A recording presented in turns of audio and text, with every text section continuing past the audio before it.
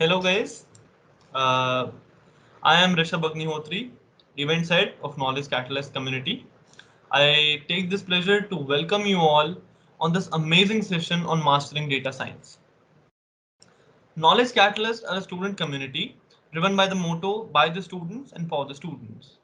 As of today, Knowledge Catalyst is a community of 3,000 plus students from 40 plus colleges across the country.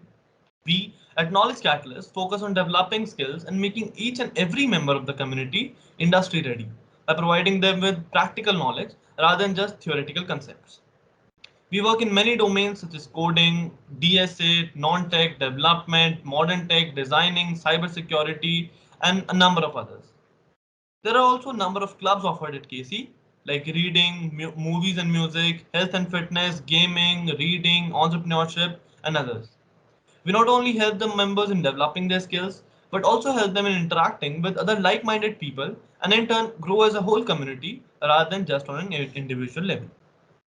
Now, I would like to call upon my co host Ashita as she would be describing the event and inviting our speakers. Ashita, you are muted. Sorry. Hello everyone. Welcome to our event. I'm Ashita Pravakar, your co-host. I would like to introduce to our speaker, Mr. Bhavishya Pandit, who is a mentor of 1500 plus students and working as speaker in 25 plus events. He is a creator of LinkedIn and with the having of 1.7 million plus views, and he is doing a great job is in his career. So I would like to join him. Bhavishya Bhaiya, is he here? Please turn on your camera. Hello Is my Bhaiya. screen visible? Yes, Yes, Behave. you are. Awesome. Yep. Hi guys, great to see you all, and Same thanks here, for Bhaiya. inviting.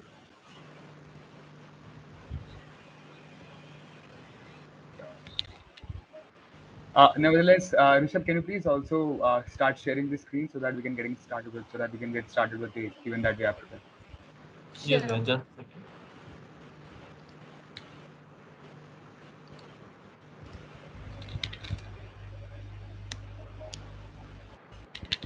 And nevertheless, Ashita, thank you very much for the introduction. I really appreciate that. Thank you so much. Pleasure, pleasure.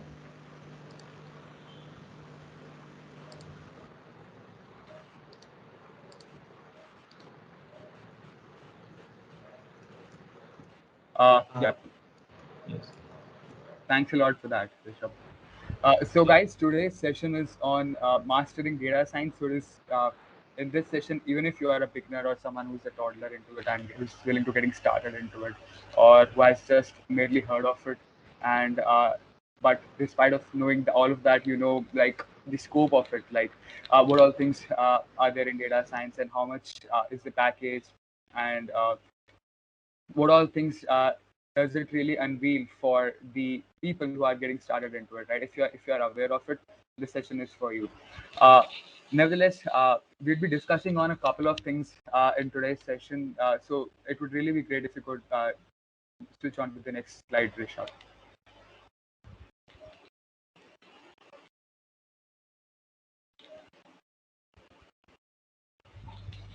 Awesome, thanks a lot. So, in like the contents of this presentation are like, first of all, we will understand what is data science, so that for the people who do not know what data science is, would also be able to understand what that really is. And apart from that, we'll also be seeing various nuances of data science in culmination with artificial intelligence. So we would be discussing of how data science is different from artificial intelligence, if it is different, and we would also be understanding the tech stack that like data science requires. If you are willing to get into data science, there has to be one tech stack. कुछ tech stack चाहिए होगा ना, तभी उस चीज में जा पाओगे ना. तो उस tech stack के बारे में भी हम बात करेंगे. We'll also be discussing on how to develop those develop those skills. In the meantime, I would also be sharing a few resources, कुछ courses, online courses मैं आपको बताऊंगा जो एकदम free of cost हैं, जो आप कर सकते हो, जो आपको काफी ज्यादा हेल्प करेंगे आपके करियर में आने में. उसके बाद we would also be discussing on like कुछ skills ले लिए है ना, so उसके बाद you'll have to practice that, right? So where would you be practicing it? So I would also be telling like the different platforms like where you can practice those skills. After that, making projects is super important, right? So for if you are a college student especially, and you want to prepare a resume, you want to like forge a resume of your own, having projects, really good projects is super important. तो projects आपका, आप basically projects आपका दिखाता है कि आपने क्या काम करा हुआ है, आपके skills क्या हैं, और आपने जो project बनाया है वो क्या problem solve कर रहा है. So it more or less encircles that. So that is exactly why projects are also important, right? अब किसी चीज में हम क्यों जा रहे हैं, why are we getting into data science, right? ताकि एंड में जॉब मिले, राइट? तो जॉब मिलेगी कैसे? जब तक रेज्यूमे अच्छा नहीं हो तब तक जॉब कैसे मिलेगी? तो इस सेशन में would also be covering on how to make a really good resume on that, right? And at the end, I would be discussing on how to crack internships in data science. So, yep, that's the itinerary of this session. And Rishabh, can you please move on to the next slide? Yep, thanks a lot for that. So, first of all, we need to understand that what data science is, right? So, I hope a lot of you people understand what Venn diagram is. So, Venn diagram सबने discrete mathematics में पढ़ा होगा, set intersection, set union वगैरह वगैरह, है ना? So, यहाँ पे अगर कोई पूछे आपसे कि data science क्या है, तो all you need to understand is data science can be understood as it is a culmination of software engineering skills with mathematics and business acumen, right? और बेसिकली कुछ अगर आपको मेरे को एकदम है ना एक अलग वे में समझाना होगा, तो जैसे इमेजिन करो आप किसी एक फ्रूट जूस की दुकान पे गए हो, फ्रूट जूस वेंडर के पास गए, and you order like you have told him that I want a mixed fruit juice. So उसमें वो मिक्स्ड फ्रूट जूस बनाने के लिए, सॉरी, वो पहले एक थोड़ा एप्पल डालेगा, थोड़ा ऑरेंज डालेगा, थोड़ा पाइनएप्पल डालेगा, जो भी अलग अलग फ्रूट्स वो डालेगा, है ना? तो इसमें वही सारी चीज़ें होती हैं, और फिर उसको वो एक मिक्सर में मिक्स करके आपके सामने एक ग्लास में डाल के आपको दे देगा, आपको सर्व कर डालेगा. वैसे डेटा साइंस क्या होता है? बेसिकली डेटा साइंस आपके कुछ एरियाज को कवर करता है, जैसे कि थोड़ा सा आपने मैथमेटिक्स डाला, उसमें थोड़ा सा आपकी सॉफ्टवेयर इंजीनियरिंग स्किल्स डाली, थोड़ा सा आपके उसका बिजनेस एक्यूमेंट डाला, तो ये सारी चीज़ों को जब आप मिक्स करते हो तो जो आपको जो चीज़ मिलती है वो डेटा साइंस होता है. स्पेसिफिकली कोई स्पेसिफिक सेक्शन पे काम नहीं होता, इसकी बहुत सारी अलग अलग फील्ड्स होती हैं. There are different fields for that. तो उन फील्ड्स में क्या होता है कि डिफरेंट अलग अलग यूज केसेस के अकॉर्डिंग उन फील्ड्स पे ऑपरेशंस के लिए जाते हैं. तो वो आगे मैं आपको बताऊंगा. तो एज अ बिगिनर, मतलब अभी इतना आप समझ लोगे कि सॉफ्टवेयर इंजीनियरिंग स्किल्स है और मैथमेटिक्स है. मैथमेटिक्स भी बहुत ज़्यादा नहीं, मतलब एक काफ़ी चीज़ें होती हैं इसमें, पर एज अ बिगिनर अगर आप स्टार्ट करना चाहते हो, so there are a few like कुछ टॉपिक्स हैं जो अगर आप पढ़ लोगे तो that would really be very good. तो पहला है लीनियर अलजेब्रा. लीनियर अलजेब्रा जो आपने 12th में पढ़ा होगा, या अगर आप इंजीनियरिंग में अगर सेकंड थर्ड ईयर में हो तो आपको अभी तक, मतलब मेरी यूनिवर्सिटी में मुझे पढ़ाया गया था. I don't know about all the other universities, I just can not simply generalise those things, right? So उस केस में अगर आपने जो 12th में जो लीनियर अलजेब्रा और ये सारा पढ़ा था, दैट वुड सफाइस, उतना वुड बी सफिशिएंट. तो linear algebra, statistics and probability, ये तीन चीज़ें करोगे that is more than enough for that, and I really believe उसमें आपको काफ़ी काम आएगा. हालांकि इसमें और भी बहुत सारी चीज़ें होती है, जैसे आप डिस्क्रीट मैथमेटिक्स कर सकते हो, डिफरेंशियल इक्वेशंस कर सकते हो, मतलब जो आपने जो डिफरेंशिएशन, इंटीग्रेशन और वो सब पढ़ा था उसका थोड़ा एडवांस लेवल पर आ जाएगा, पार्शियल डिफरेंशिएशन, हेसियन और वो भी सारी चीज़ें आप कर सकते हो. बट इट इज़ मोर और लेस वेस्टेज ऑफ टाइम, क्योंकि वो सारी चीज़ों से ज़्यादा कंसिडर नहीं की जाती आपसे इंटरव्यू के टाइम में पूछेंगे, राइट? सो उस केस में you'll have to reconsider yourself as per the resources that are provided to you, right? तो उस केस में if you are just focusing on linear algebra, statistics, probability, you are good to go. Now coming on to business acumen. So business acumen होता क्या है? तो business acumen basically आप समझ सकते हो कि जैसे कि कोई आप ओके, जैसे कि मैं अमेज़न का एक अमेज़न जो वेबसाइट है उसका मैं एक प्रोडक्ट मैनेजर हूँ, है ना?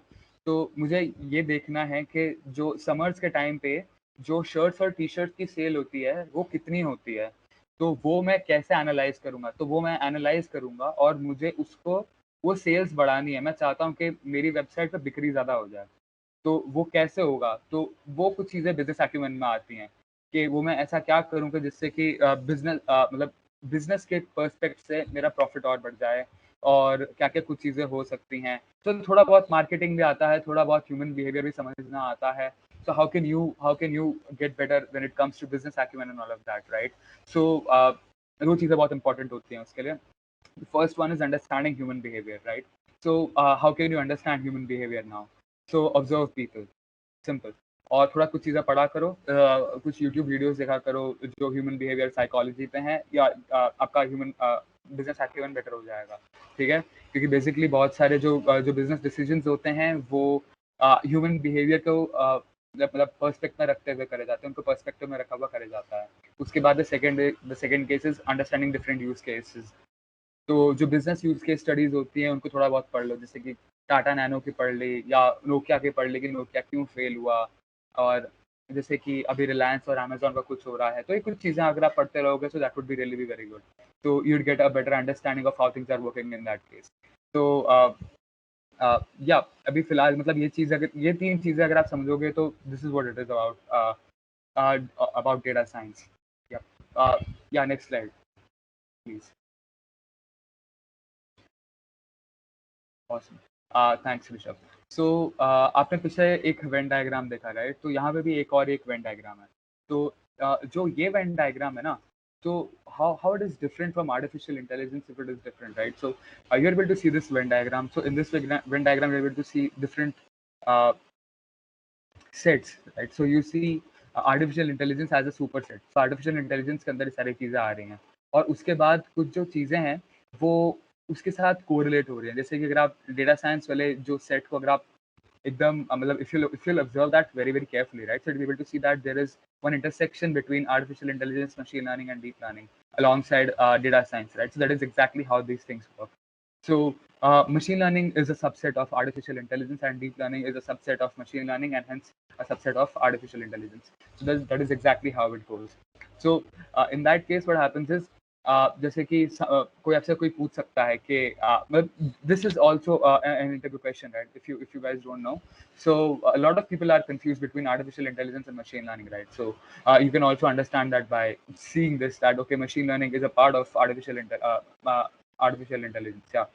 And same also comes for robotic process automation, जो robotics से related जो चीज़ें होती हैं और automation से related जो चीज़ें होती हैं, that also comes under artificial intelligence, but that may or might not be a part of machine learning as per different use cases.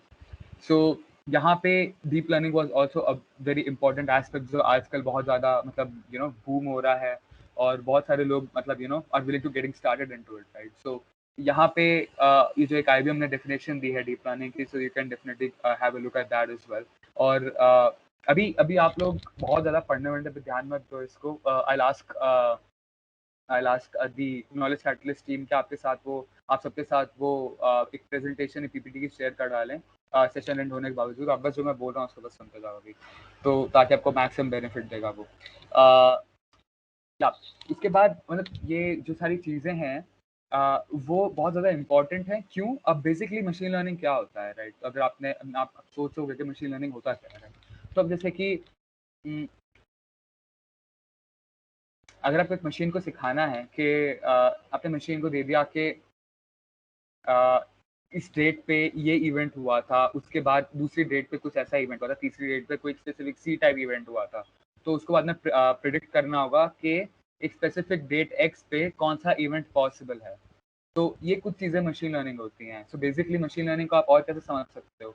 Basically machine learning में पैसा होता है कि एक ऐसा कॉन्सेप्ट है, वो एक आर्टिफिशियल इंटेलिजेंस का एक सब रूट है, एक सब डायरेक्टरी है, जिससे कि आप अब एक सिस्टम को आप डेटा देते हो, और वो सिस्टम कुछ एल्गोरिथमिक प्रोसेसेस के थ्रू जो इनसाइट्स होते हैं, इनसाइट्स बेसिकली उसके जो पैटर्न्स होते हैं, उन पैटर्न्स को स्टडी करता है, उनके बीच में रिलेशंस ढूंढता है अगर कोई रिलेशंस हैं, और तब एक बेटर अंडरस्टैंडिंग बनाता है कि ओके, अगर ये चीज़ें वापस से रिपीट होंगी तो क्या आंसर आना चाहिए, ठीक है? अब जैसे कि अब कोई एक स्पेसिफिक कोई एक वर्ड है, जैसे कि DOG है ना?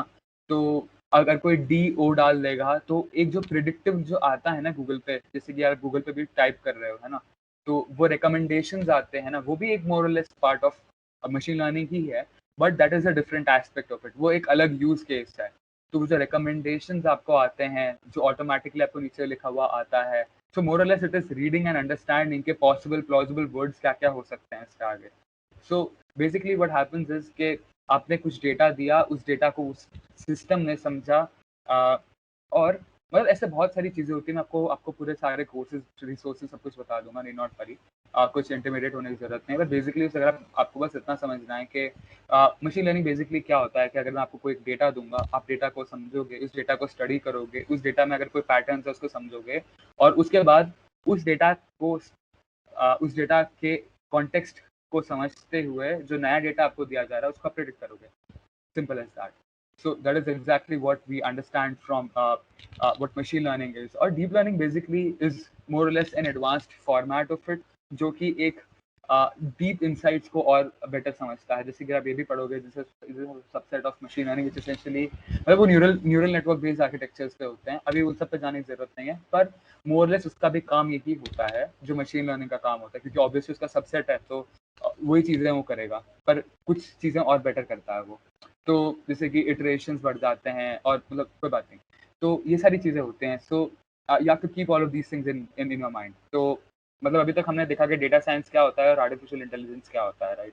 और आर्टिफिशियल इंटेलिजेंस और डेटा साइंस कैसे अलग अलग है। सो यू सॉ दैट यहाँ पे डेटा साइंस का आपने एक अलग सेट देखा यहाँ पे, और आर्टिफिशियल इंटेलिजेंस का आपने अलग सेट देखा, एंड यू सॉ दैट कि कैसे जो डेटा साइंस है वो इन सब का एक सॉर्ट ऑफ एक सेट इंटरसेक्शन है।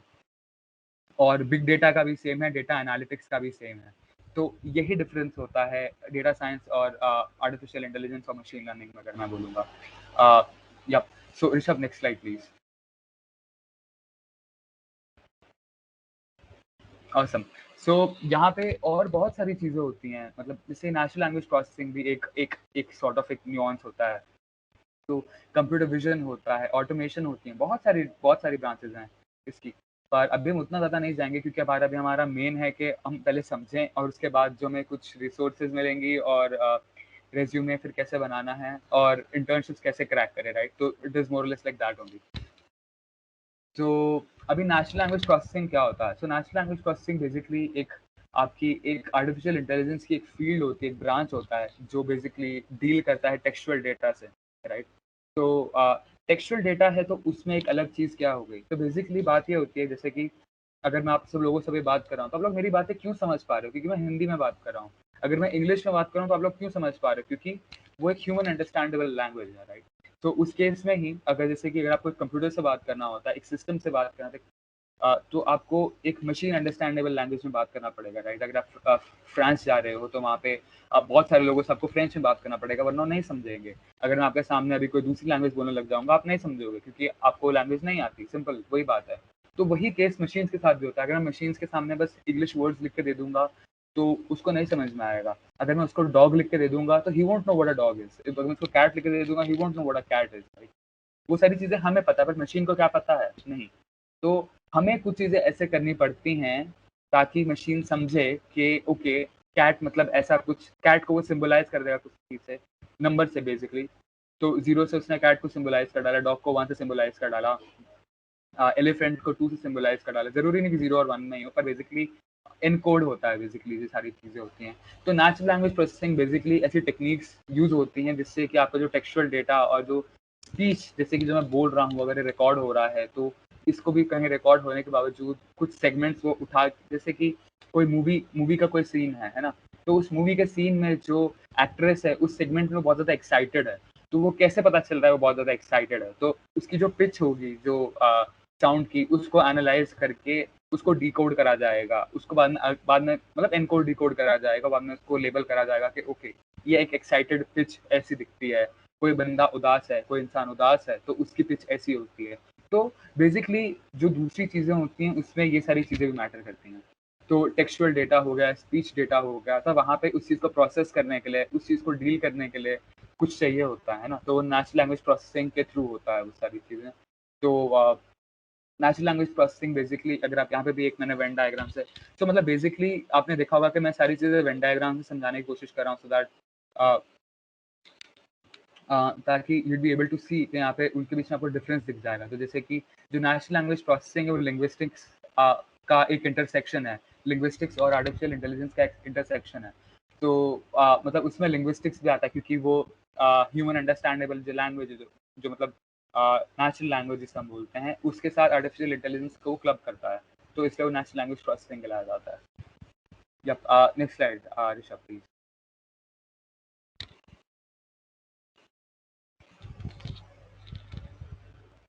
ऑसम। सो अब आप सोच रहे होगे कि यार ये सारी चीज़ें तो हो गई, अब टेक स्टैक क्या चाहिए, क्योंकि अब I am interested in getting into it, right. तो अब मुझे क्या क्या चीज़ें सीखनी पड़ेंगी ताकि मैं वहाँ पे मेरे को जॉब लग सके, मेरे को इंटर्नशिप मिल सके। तो इससे पहले हमें समझना है कि ये क्यों, इसका स्कोप क्या है ना। तो इससे पहले आपको ये समझाने से पहले मैं आपको कुछ स्कोप बताऊंगा इस चीज़ों के। तो basically if you just go on Google and search के how much data is being generated on a daily basis by humans, you'll understand that वो quintillion bytes में data generate हो रहा है। So population ही 7.7 बिलियन है हमारी world की, और उसमें से 1.3 बिलियन तो हम इंडियंस हैं खाली।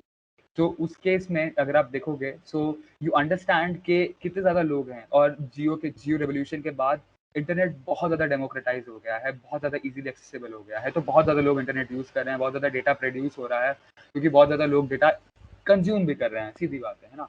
तो उस केस में डेटा को संभालने के लिए, जब उतना ज़्यादा डेटा प्रोड्यूस हो रहा है, देखो एक चीज़, सिंपल सी चीज़ समझो, जितना ज़्यादा डेटा प्रोड्यूस हो रहा है उतना ज़्यादा ही अपॉर्चुनिटीज़ हैं बड़ी बड़ी MNCs, मल्टीनेशनल कंपनीज के लिए, कि वो कंज्यूमर के डेटा को समझें, डेटा को कलेक्ट करें, बाद में उसको समझें, क्योंकि डेटा के पीछे ही उसके जो बिहेवियर का पैटर्न होता है। जैसे कि अब मुझे समर्स में ब्लू कलर की शर्ट्स लेना पसंद है, मुझे विंटर्स में हुडीज या स्वेटर्स लेना पसंद है, कौन सी ब्रांड के, किस टाइप के और किस साइज के, ये सारी चीज़ें मुझे लेना पसंद है। ये अब शायद मुझसे ज़्यादा अमेजोन जानता है, ठीक है। तो वो अमेजोन कैसे जानता है, क्योंकि जो मैं चॉइसेस कर रहा हूँ वो अमेजोन उसको कलेक्ट कर रहा है, उसको मॉनिटर कर रहा है। वो क्यों मॉनिटर कर रहा है, क्योंकि उसी के बेसिस पे वो आगे मुझे रिकमेंडेशंस भेजेगा। जैसे कि अगर आपने अरे कुछ मत करना खाली, ठीक है। गूगल पे जाके अगर लड़की हो आप, ऐसा कुछ भी हो, आप वॉलेट या पर्स या साइकिल या कुछ भी चीज़, मैं बता रहा हूँ, मेरे को थोड़ा टाइम पहले, 1 महीने पहले मुझे ना साइकिल लेनी थी अब पहले, तो मैं ना गूगल पे बाइसिकल सर्च कर रहा था। अब वो वही बाइसिकल्स मुझे अमेजोन की एड यूट्यूब पे दिख रही थी, अलग अलग बाइसिकल्स की। तो यही सारी चीज़ें होती हैं। तो डेटा जो मैंने एक बार, जो मैंने कोई भी चीज़ गूगल पे सर्च करी, उस चीज़ को एनालाइज किया गया, उस चीज़ को बाद में थर्ड पार्टी के थ्रू बेचा गया, और फिर जितना ज़्यादा वो मुझे रिकमेंड करेंगे, जितना ज़्यादा मुझे एडवर्टाइज करेंगे, उतना ज़्यादा उनके चांसेस हैं कि मैं खरीद लूँ वो प्रोडक्ट, है ना। तो वो इनडायरेक्टली उन्हीं के लिए बेनिफिशियल है।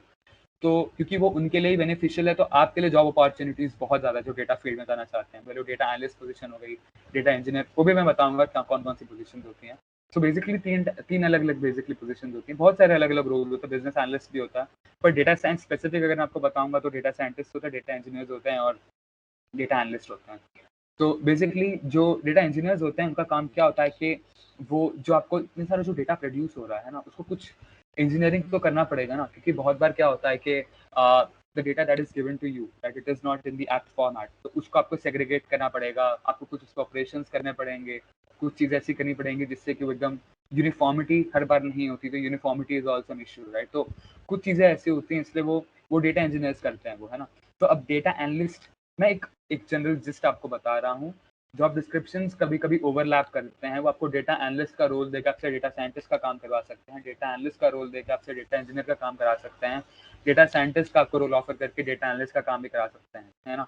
पर मैं आपको एक जनरल सेग्रीगेशन दे रहा हूँ चीज़ों का, ताकि यू अंडरस्टैंड इट बेटर। तो बेसिकली डेटा इंजीनियर्स यही काम करते हैं कि यूनिफॉर्मिटी, डेटा यूनिफॉर्मिटी, और मतलब, तो बेसिकली डेटा हर बार सही नहीं आता, कुछ ना कुछ मिसिंग वैल्यूज होंगी। जैसे कि बहुत बार कुछ मिसिंग वैल्यूज कैसे समझ सकते हैं, जैसे कि कोई गूगल फॉर्म्स होता है ना, तो जैसे कि आज ही नॉलेज कैटलिस्ट ने थोड़े दिनों पहले जब आपसे गूगल फॉर्म शेयर किया होगा आज के सेशन का, तो आपने क्या किया, कुछ अगर लास्ट में कोई रिमार्क्स वाला सेक्शन होगा या एडिशनल क्वेश्चन वाला सेक्शन होगा, उन्होंने उसको अगर कंपलसरी या मैंडेटरी नहीं रखा होगा, तो आप लोगों ने वो छोड़ दिया, तो वो ब्लैंक गया, तो मिसिंग वैल्यू हो गई ना।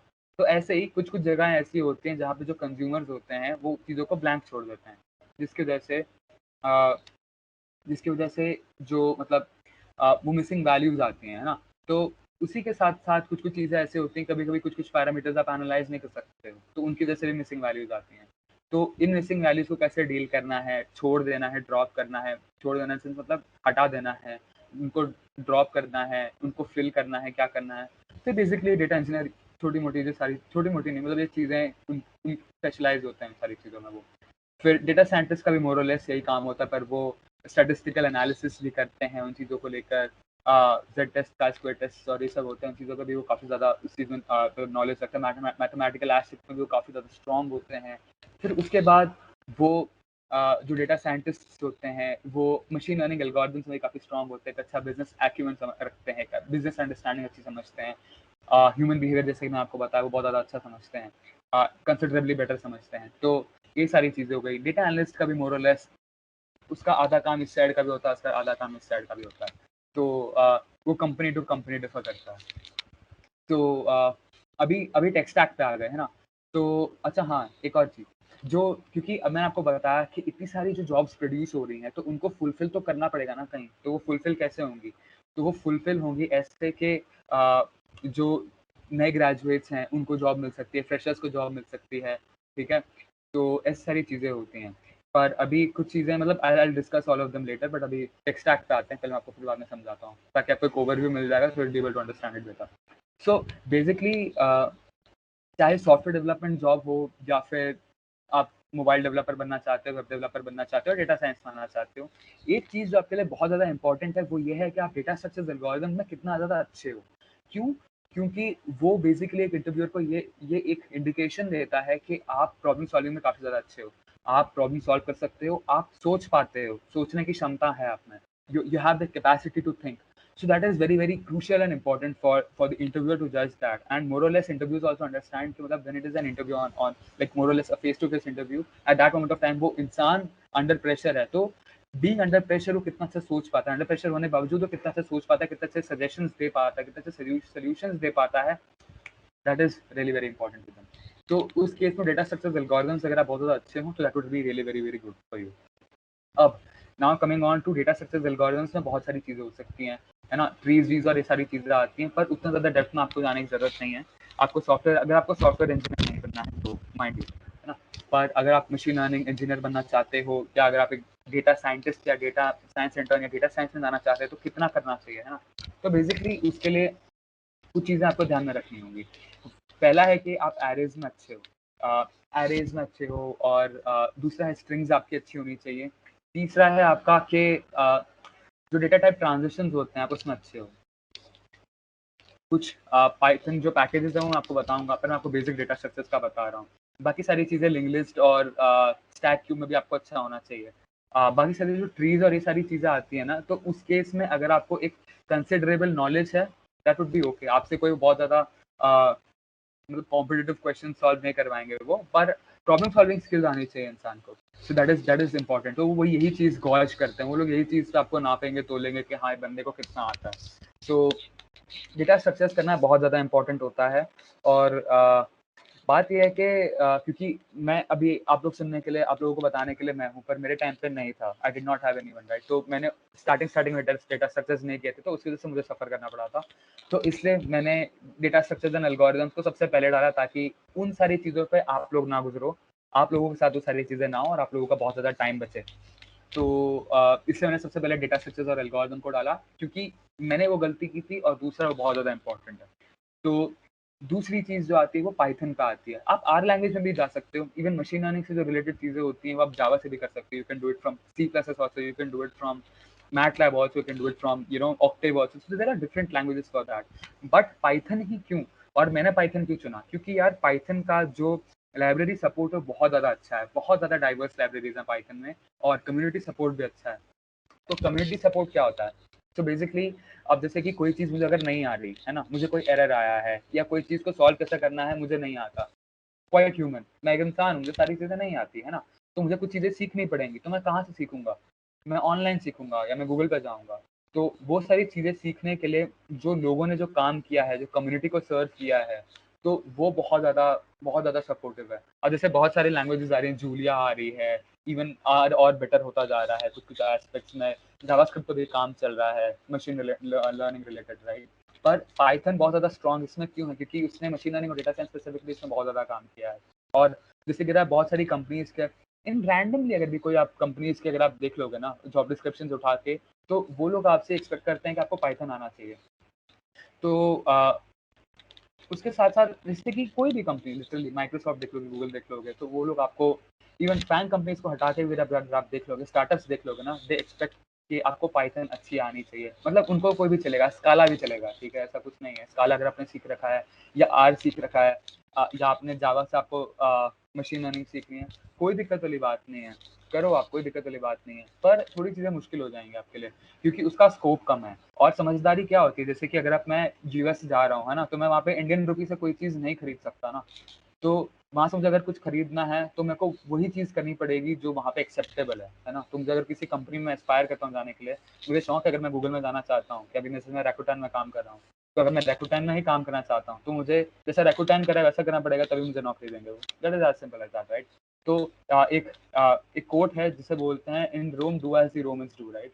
तो उस केस में अगर आपको दिख रहा है कि पाइथन का बहुत ज़्यादा स्कोप है और पाइथन आप कर लोगे तो आपको कॉम्पिटिशन बहुत ज़्यादा कम हो जाएगा इन केस ऑफ के जैसे कि जावा अगर आपने करा है तो जावा एक तो पहले ही बहुत ज़्यादा नीश हो जाता है, बहुत ज़्यादा नैरो हो जाता है, उसमें भी आगे और कितने लोग होंगे, तो एक तो नैरो है, अपॉर्चुनिटीज़ कम है, और उसमें भी अगर लोग होंगे तो प्रोपोर्शनेटली आपका कॉम्पिटिशन बढ़ गया, और ठीक है, तो उस केस में ही और तो ऑब्वियसली प्रोबेबिलिटी कम हो गई आपकी, है ना।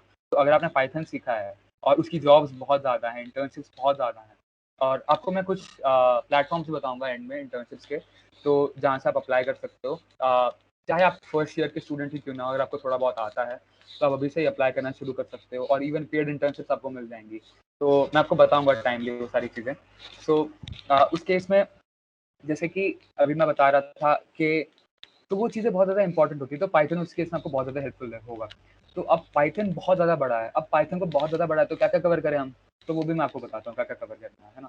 तो पहले तो पाइथन की अपनी प्रोग्रामिंग स्किल्स बहुत ज़्यादा अच्छी होनी चाहिए। प्रोग्रामिंग स्किल्स क्या होता है, जैसे कि आपको सिंटेक्स बहुत ज़्यादा स्ट्रॉन्ग होना चाहिए, आपको एरर बहुत ज़्यादा जल्दी डिबग हो जाए, आप समझ पाओ क्या क्या चीज़ें हो रही हैं। और उसके बाद कुछ इंट्रिंसिक डेटा टाइप्स होते हैं पाइथन में, जैसे कि ये लिस्ट टपल, डिक्शनरी सेट और ये सारी चीज़ें आती है ना, तो आपको उसके बारे में एक अच्छी अंडरस्टैंडिंग होनी चाहिए। सारे अगर आपको उसके मेथड्स मतलब फंक्शंस याद ना हो, जैसे कि अगर आपको याद हो तो सी प्लस प्लस में str.len स्ट्रिंग लेंथ करके होते थे फंक्शन, है ना।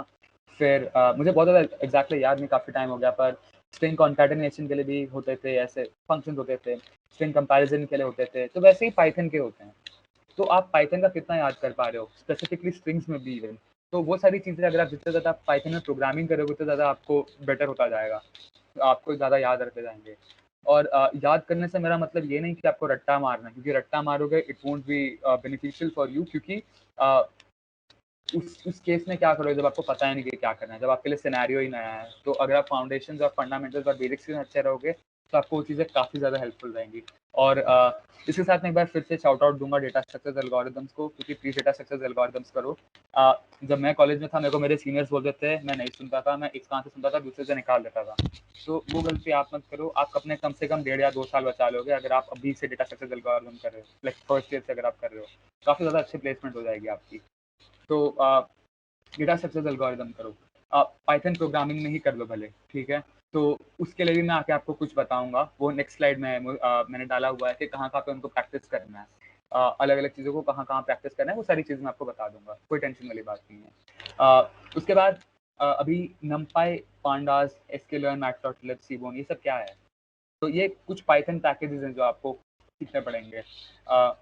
अब जैसे कि अगर आप सी प्लस से अगर आप फेमिलियरिटी रखते हो तो आपको पता होगा कि सी प्लस और सी से रखते हो तो आपको पता होगा कि आई स्ट्रिंग डॉट एच होता था, फिर मतलब S T D I O dot होता था, फिर अगर आप जावा से रखते हो तो आपको पता है कि यूटिल्स करके, वो मैं भूल गया हूँ उसको भी, पर होता है ना स्कैनर क्लास और वो सब के लिए यूटिल्स डॉट स्टार वगैरह, तो वो सारी चीज़ें होती है। तो वैसे ही कुछ इंपोर्ट्स चाहिए होते हैं ना, ताकि आपको फंक्शंस को एक्सेस कर पाओ, उन क्लासेस के थ्रू उन फंक्शंस को एक्सेस कर पाओ।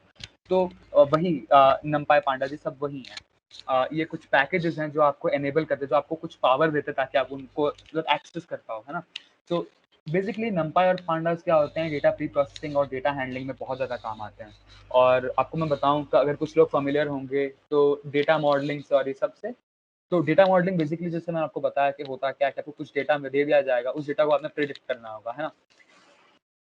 तो वो 100% में से वो सिर्फ 10% होता है काम उसका, जो कि sklearn और अलग अलग पैकेज हो गए, जैसे कि NLP के, और मतलब sklearn से हो गया, या फिर टेंसरफ्लो, पाइटॉर्च, ये सारी चीज़ों से अगर आप बना रहे हो तो वो 10% काम ही है। सबसे ज़्यादा काम अगर आप डेटा साइंस इंटर्न बन रहे हो या फिर एज अ डेटा साइंटिस्ट या एज अ डेटा एनालिस्ट जाओगे, तो सबसे ज़्यादा टाइम आपको जो लगेगा वो डेटा हैंडलिंग में लगेगा। डेटा प्री प्रोसेसिंग में लगेगा, डेटा को यूनिफॉर्म करने में लगेगा, कुछ चीज़ों जैसे अनोमलीज हो गई उन चीज़ को ठीक करने में लगेगा, हटाने में लगेगा। तो बहुत सारे अलग अलग यूज केसेस में आपको अलग अलग अप्रोचेस करनी पड़ती हैं, तो उसमें लगेगा, है ना। तो वो सारी चीज़ें 80% 70 से 80% आपका लेती हैं वो, तो वो बहुत ज़्यादा इंपॉर्टेंट है। तो मैं फिर बोलूँगा रट्टा मत मारना, प्रैक्टिस करो, आपको अपने आप याद होने लग जाएगा। तो नंपाई और पांडास बहुत ज़्यादा इंपॉर्टेंट है। ये अगर आप नंपाई पांडास कर लेते हो तो आपके लिए जो 2 जॉब पोजीशंस आपके लिए बहुत ज़्यादा इजीली एक्सेसिबल हो गई। सिर्फ क्या नंपाई पांडास करके, वो डेटा इंजीनियर्स की और डेटा एनालिस्ट्स की। तो आपने 20% जीडी तो उधर ही कवर कर डाला। पाइथन, डीएसए, पाइथन, नंपाई पांडास सिर्फ इतना कर डाला आपने। 20 से 30-40% तक आपने जॉब डिस्क्रिप्शन उनका आपने कवर कर डाला। तो ये चीज़ें बहुत ज़्यादा इंपॉर्टेंट होती हैं। और एसक्यूएल मैंने आपको बताया, तो बेसिकली एसक्यूएल अभी आपको मैं बता रहा था, कुछ मशीन लर्निंग एल्गोरिदम्स होते हैं, है ना। तो उन मशीन लर्निंग एल्गोरिदम्स कैसे काम करेंगे, उनको इंपोर्ट करने में के लिए भी कोई क्लास चाहिए होगी ना।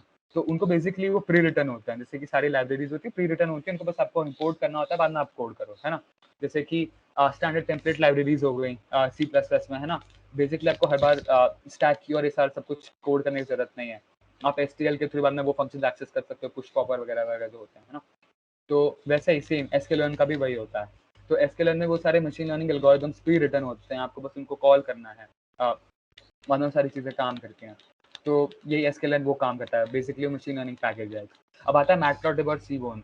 अब बेसिकली मैटप्लॉटलिब और सीबोन आपके लिए मोर और लेस एक ऑप्शनल है, ज़रूरी नहीं है करना, पर अगर आप कर लोगे तो आपको काफ़ी ज़्यादा बेनिफिशियल रहेगा, काफ़ी ज़्यादा मतलब हेल्प करेगा आपको बाहर बाकी सारे लोगों से, you know it will help you to stand out of the crowd.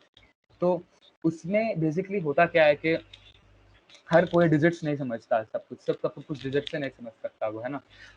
तो जैसे कि अगर आप एक बोर्ड ऑफ डायरेक्टर्स के सामने जा रहे हैं, अपनी टीम के सामने जा रहे हैं, you simply can not show them digits all the time, right. So it is important for you to show them some visualisations so they understand it better. So basically why visualisations क्यों दिखाने हैं, क्यों bar chart, और basically visualisations जो आप charts देखते हो ना, बार चार्ट, पाई चार्ट और ऐसे और बहुत सारे चार्ट्स होते हैं, violent chart, violent box plot और ये सब, पेयर प्लॉट। तो वो सारी चीज़ें चार्ट्स में आती हैं बेसिकली। तो उस केस में आपके लिए क्यों ज़रूरी है, क्योंकि जो इंसान होते हैं वो चार्ट्स, जो विजुअल जो पिक्टोरियल रिप्रेजेंटेशंस होते हैं ना, उसको ज़्यादा अच्छे से याद रख पाता है, कम टाइम में ज़्यादा याद वो पिक्टोरियल रिप्रेजेंटेशंस होती हैं। सो बेसिक साइकोलॉजी उसकी ये है, और वो ज़्यादा रिप्रेजेंटेबल होता है। सिर्फ 4 या 25-30 नंबर्स दिखा के आप कुछ नहीं कर सकते। एक एक एक एग्जांपल और ले लो आप, जैसे कि आपके पास एक एक्सेल रो है, एक एक्सेल है जिसमें 2 लाख रोज हैं। आप 2 लाख रोज से क्या कोई कंक्लूजन नहीं निकल रहा है ना, तो कोई कंक्लूजन निकालने के लिए विजुअलाइजेशन चाहिए होते हैं, तो उस केस में विजुअलाइजेशन बहुत ज़्यादा हेल्प करती हैं। तो अगर आपको विजुअलाइजेशन चाहिए तो मैटप्लॉटलिब, सीबोन आपको बहुत ज़्यादा हेल्प करेंगे उस केस में। तो इसलिए डेटा स्ट्रक्चर्स, पाइथन है, प्रोग्रामिंग स्किल्स, और नंपाई, पांडास, एसक्यूएल एंड मैटप्लॉटलिब और सीबोन काफ़ी ज़्यादा हेल्पफुल होगा आपके लिए। फिर आता है सीक्वल में, तो सीक्वल बहुत ज़्यादा बड़ा है, इसमें फिर आगे आपको ट्रांजैक्शन और इस सारी चीज़ें भी आती हैं, तो उतना ज़्यादा विज़र करने की ज़रूरत नहीं है, पर आपको कुछ क्लॉजेस पता होनी चाहिए, थ्योरेटिकल एस्पेक्ट में आप बहुत ज़्यादा स्ट्रॉन्ग हो, ये भी इंपॉर्टेंट होना चाहिए। और सब क्वेरीज बहुत इंपॉर्टेंट है, सब क्वेरीज आपको अच्छे से आनी चाहिए, नेस्टेड क्वेरीज, सब क्वेरीज, ये सारी चीज़ बहुत ज़्यादा इंपॉर्टेंट होती है। वाइल्ड कार्ड और ऐसे बहुत सारे अलग अलग कॉन्सेप्ट होते हैं छोटे मोटे, तो एग्रीगेट फंक्शंस हो गया ऐसे, तो ये सारी चीज़ें अगर आप करोगे तो आपको काफ़ी ज़्यादा बेनिफिशियल रहेगा। और सीक्वल क्यों चाहिए होता है, पहला ये भी समझो, क्योंकि पता है डेटा है तो कहीं डेटा तो स्टोर होगा ना, तो डेटाबेसेस में स्टोर होगा, ज़रूरी नहीं सीक्वल, इवन मोंगोडीबी भी आप यूज़ कर सकते हो, नोस्क्यूएल डेटाबेसेस भी यूज़ कर सकते हो, पर रिलेशनल डेटाबेसेस यूजुअली यूज़ किए जाते हैं, जो कि सीक्वल एक काफ़ी अच्छा रिलेशनल डेटाबेस है जो वाइडली एक्सेप्टेबल है मार्केट में। तो इवन आपको कुछ केसेस में अगर आपको मैं सही इनफैक्ट सच्ची बात बताऊँ तो ये बाहर कोर्सेज और इस सारी चीज़ों में पाइथन पे ज़्यादा ध्यान दिया जाता है, पर मैं आपको बोलूँगा कि डेटा स्ट्रक्चर्स के बाद अगर किसी चीज़ पे सबसे ज़्यादा ध्यान दो तो वो सीक्वल पे देना। डेटा स्ट्रक्चर्स, सीक्वल, उसके बाद NumPy, पांडास आप करो, उसके बाद एसक्यूएल और ये सब करो। सीक्वल काफ़ी ज़्यादा इंपॉर्टेंट होता है। और उसके बाद कुछ ऑप्शनल चीज़ें आती हैं आपके पास जो आप चाहे आप कर सकते हो। If you want to do that you can do it, if you don't want to do it you can simply choose to get off it, right. तो उस केस में टेंसरफ्लो, पाइटॉर्च, ये सारी चीज़ें आती हैं, बेसिकली आपके डीप लर्निंग पैकेजेस हैं। अगर आपको याद हो पीछे मैंने डीप लर्निंग आपको कुछ चीज़ें बताई थी, है ना, तो ये उन्हीं के साथ डील करते हैं, न्यूरल नेटवर्क्स और ये सारी चीज़ें। आप I hope you are just मतलब आप सब लोग थोड़ा लिख रहे हो सारी चीज़ें, टर्मिनोलॉजीज को, ताकि you know you'd be able to read them later. तो ये सारी चीज़ें हैं, बाद में उसमें बहुत ज़्यादा काम आती हैं। अब आता है टैबलो। अब टैबलो क्या है? टैबलो बेसिकली एक विजुअलाइजेशन सॉफ्टवेयर है। अब आप बोलोगे कि टैबलो टैबलो मैटप्लॉटेबल सीबोन से कैसे अलग है? तो बेसिकली हर कोई कोडर नहीं होता ना, हर कोई, not everyone is into Python and all of that, not everyone is into programming and coding, right? So there has to have a software which enables people to get visualizations out of it, right? So basically Tableau is more or less a software which is more or less like a codeless software. तो Excel में से अगर आप Excel से बहुत सारे अलग अलग फॉर्मेट्स में वो डेटा सपोर्ट करता है, एक्सेल में करता है, जेसन में करता है, बहुत सारी अलग अलग फॉर्मेट्स में करता है। तो ड्रैग एंड ड्रॉप करके आप उसमें डेटा फीड कर सकते हो और उसकी बेसिस पे आपको बहुत सारे विजुअलाइजेशन देगा बहुत कम टाइम में। तो टैबलो बहुत ज़्यादा इंपॉर्टेंट होता है। कुछ न्यूआंसेस में कुछ कंपनीज टैबलो को कंसिडर करती हैं। तो वैसे ही टैबलो के अलावा भी बहुत सारे अलग अलग सॉफ्टवेयर होते हैं, जैसे कि पावर BI भी एक है और क्यूलिक व्यू भी है। तो ऐसे बहुत सारे अलग अलग सॉफ्टवेयर होते हैं जो जिसमें आपको कोड की ज़रूरत नहीं होती और अलग अलग आपको अलग अलग विजुलाइजेशंस देते हैं। पर अगर आपको पाइथन के थ्रू विजुलाइजेशंस करने हैं तो मैटप्लॉटलिब है, सीबोन है, प्लॉटली भी एक है, वो भी अच्छा है, वो भी एक अच्छा काफ़ी अच्छा सॉफ्टवेयर है, वो भी सॉरी पैकेज है वो भी। तो you can have a look at that as well.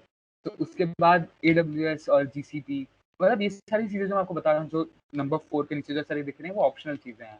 AWS GCP हो गया, एज़्योर हो गया, ये सारी चीज़ें क्लाउड में आती हैं। तो ये सारी चीज़ें आप चाहो कर सकते हो, चाहे ना करो। मतलब मैं बस इतना बोलूँगा, जो आपको जो टॉप 3 जो पॉइंट्स मैंने रखे हुए हैं ना, DSA, पाइथन, SQL, ये चीज़ें आप जितना ज़्यादा टाइम इस पे स्पेंड कर सकते हो काफ़ी ज़्यादा बेनिफिशियल रहेगा।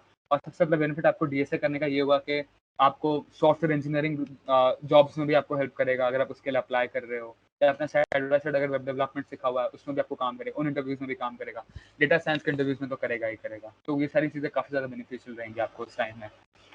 तो भाई AWS GCP बेसिकली क्लाउड होते हैं, क्लाउड सर्विसेज होती हैं, तो कुछ चीज़ें बहुत ज़्यादा टाइम लेती हैं सिस्टम हमारे हमारे लोकल सिस्टम पे काम करने में, है ना। तो उस केस में उन क्लाउड इंस्टेंसेस बनाकर अगर आप उनको पुश कर डालोगे क्लाउड पे, है ना, तो वो बहुत ज़्यादा कम टाइम लेती हैं, क्योंकि मोरलेस भी चीज़ें वर्चुअलाइजेशन पे होती हैं और उनके सिस्टम्स अलग होते हैं, बेटर होते हैं और टाइम नहीं लगता। हमारे सिस्टम से बहुत ज़्यादा टाइम लगता है, रैम बहुत लिमिटेड रैम है हमारे पास, है ना। तो वो कुछ डिफरेंसेस होते हैं, कुछ सेग्रीगेशंस की वजह से क्लाउड बहुत ज़्यादा बूमिंग में है। और जैसे कि मतलब मैंने मेरे कॉलेज से क्लाउड कंप्यूटिंग स्पेशलाइजेशन से मैं हूँ, तो मोर लेस मुझे उतना ज़्यादा पता नहीं था मेरे टाइम पे, पर बाद में मुझे रियलाइज़ हुआ कि काफ़ी ज़्यादा चीज़ें बेनिफिशियल होती हैं। तो जब मैं पार्टिसिपेट किया था, मतलब जब मैंने एडमिशन लिया था, तो हमारा स्पेशलाइजेशन IBM से था। सो मैं चंडीगढ़ यूनिवर्सिटी से हूँ। तो मेरा स्पेशलाइजेशन चंडीगढ़ यूनिवर्सिटी में जो था क्लाउड कंप्यूटिंग का था और वो IBM से था। तो एंड में हम लोगों को क्लाउड के थ्रू बहुत सारी चीज़ें अलग अलग हमने की, क्लाउड नेटिव एप्लीकेशंस हम लोगों ने काम किया था। फिर हमने मतलब क्यूबरनेटीज भी देखी थी, जो मोर और लेस क्लाउड से ज़्यादा रिलेटेड नहीं है, पर ठीक है। फिर उसके बाद कुछ कुछ सर्विसेज होती हैं क्लाउड पर, जैसे कि IBM वॉटसन पे हम लोगों ने कुछ सर्विसेज ऐसी देखी थी, जैसे कि हर बार आपको मॉडल ट्रेड करने की ज़रूरत नहीं है।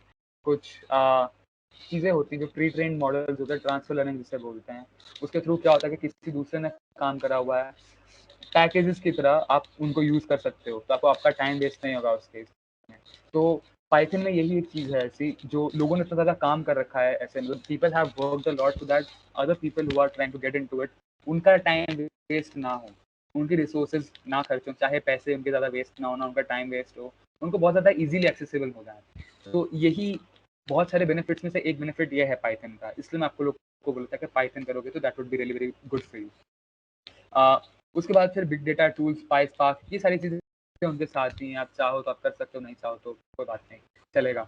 मैंने तो टाइम लेट थोड़ा सब कुछ किया था, तो और क्योंकि मुझे बताने वाला कोई नहीं था, तो मुझे इसलिए हर जगह करना पड़ा था। बट मैं आपको फिर से वही बोलूँगा, डेटा स्ट्रक्चर्स, एल्गोरिथम्स, पाइथन और SQL कर लोगे, that would be more than enough for you to crack internships. Yeah Rishabh, can you please move on to the next slide?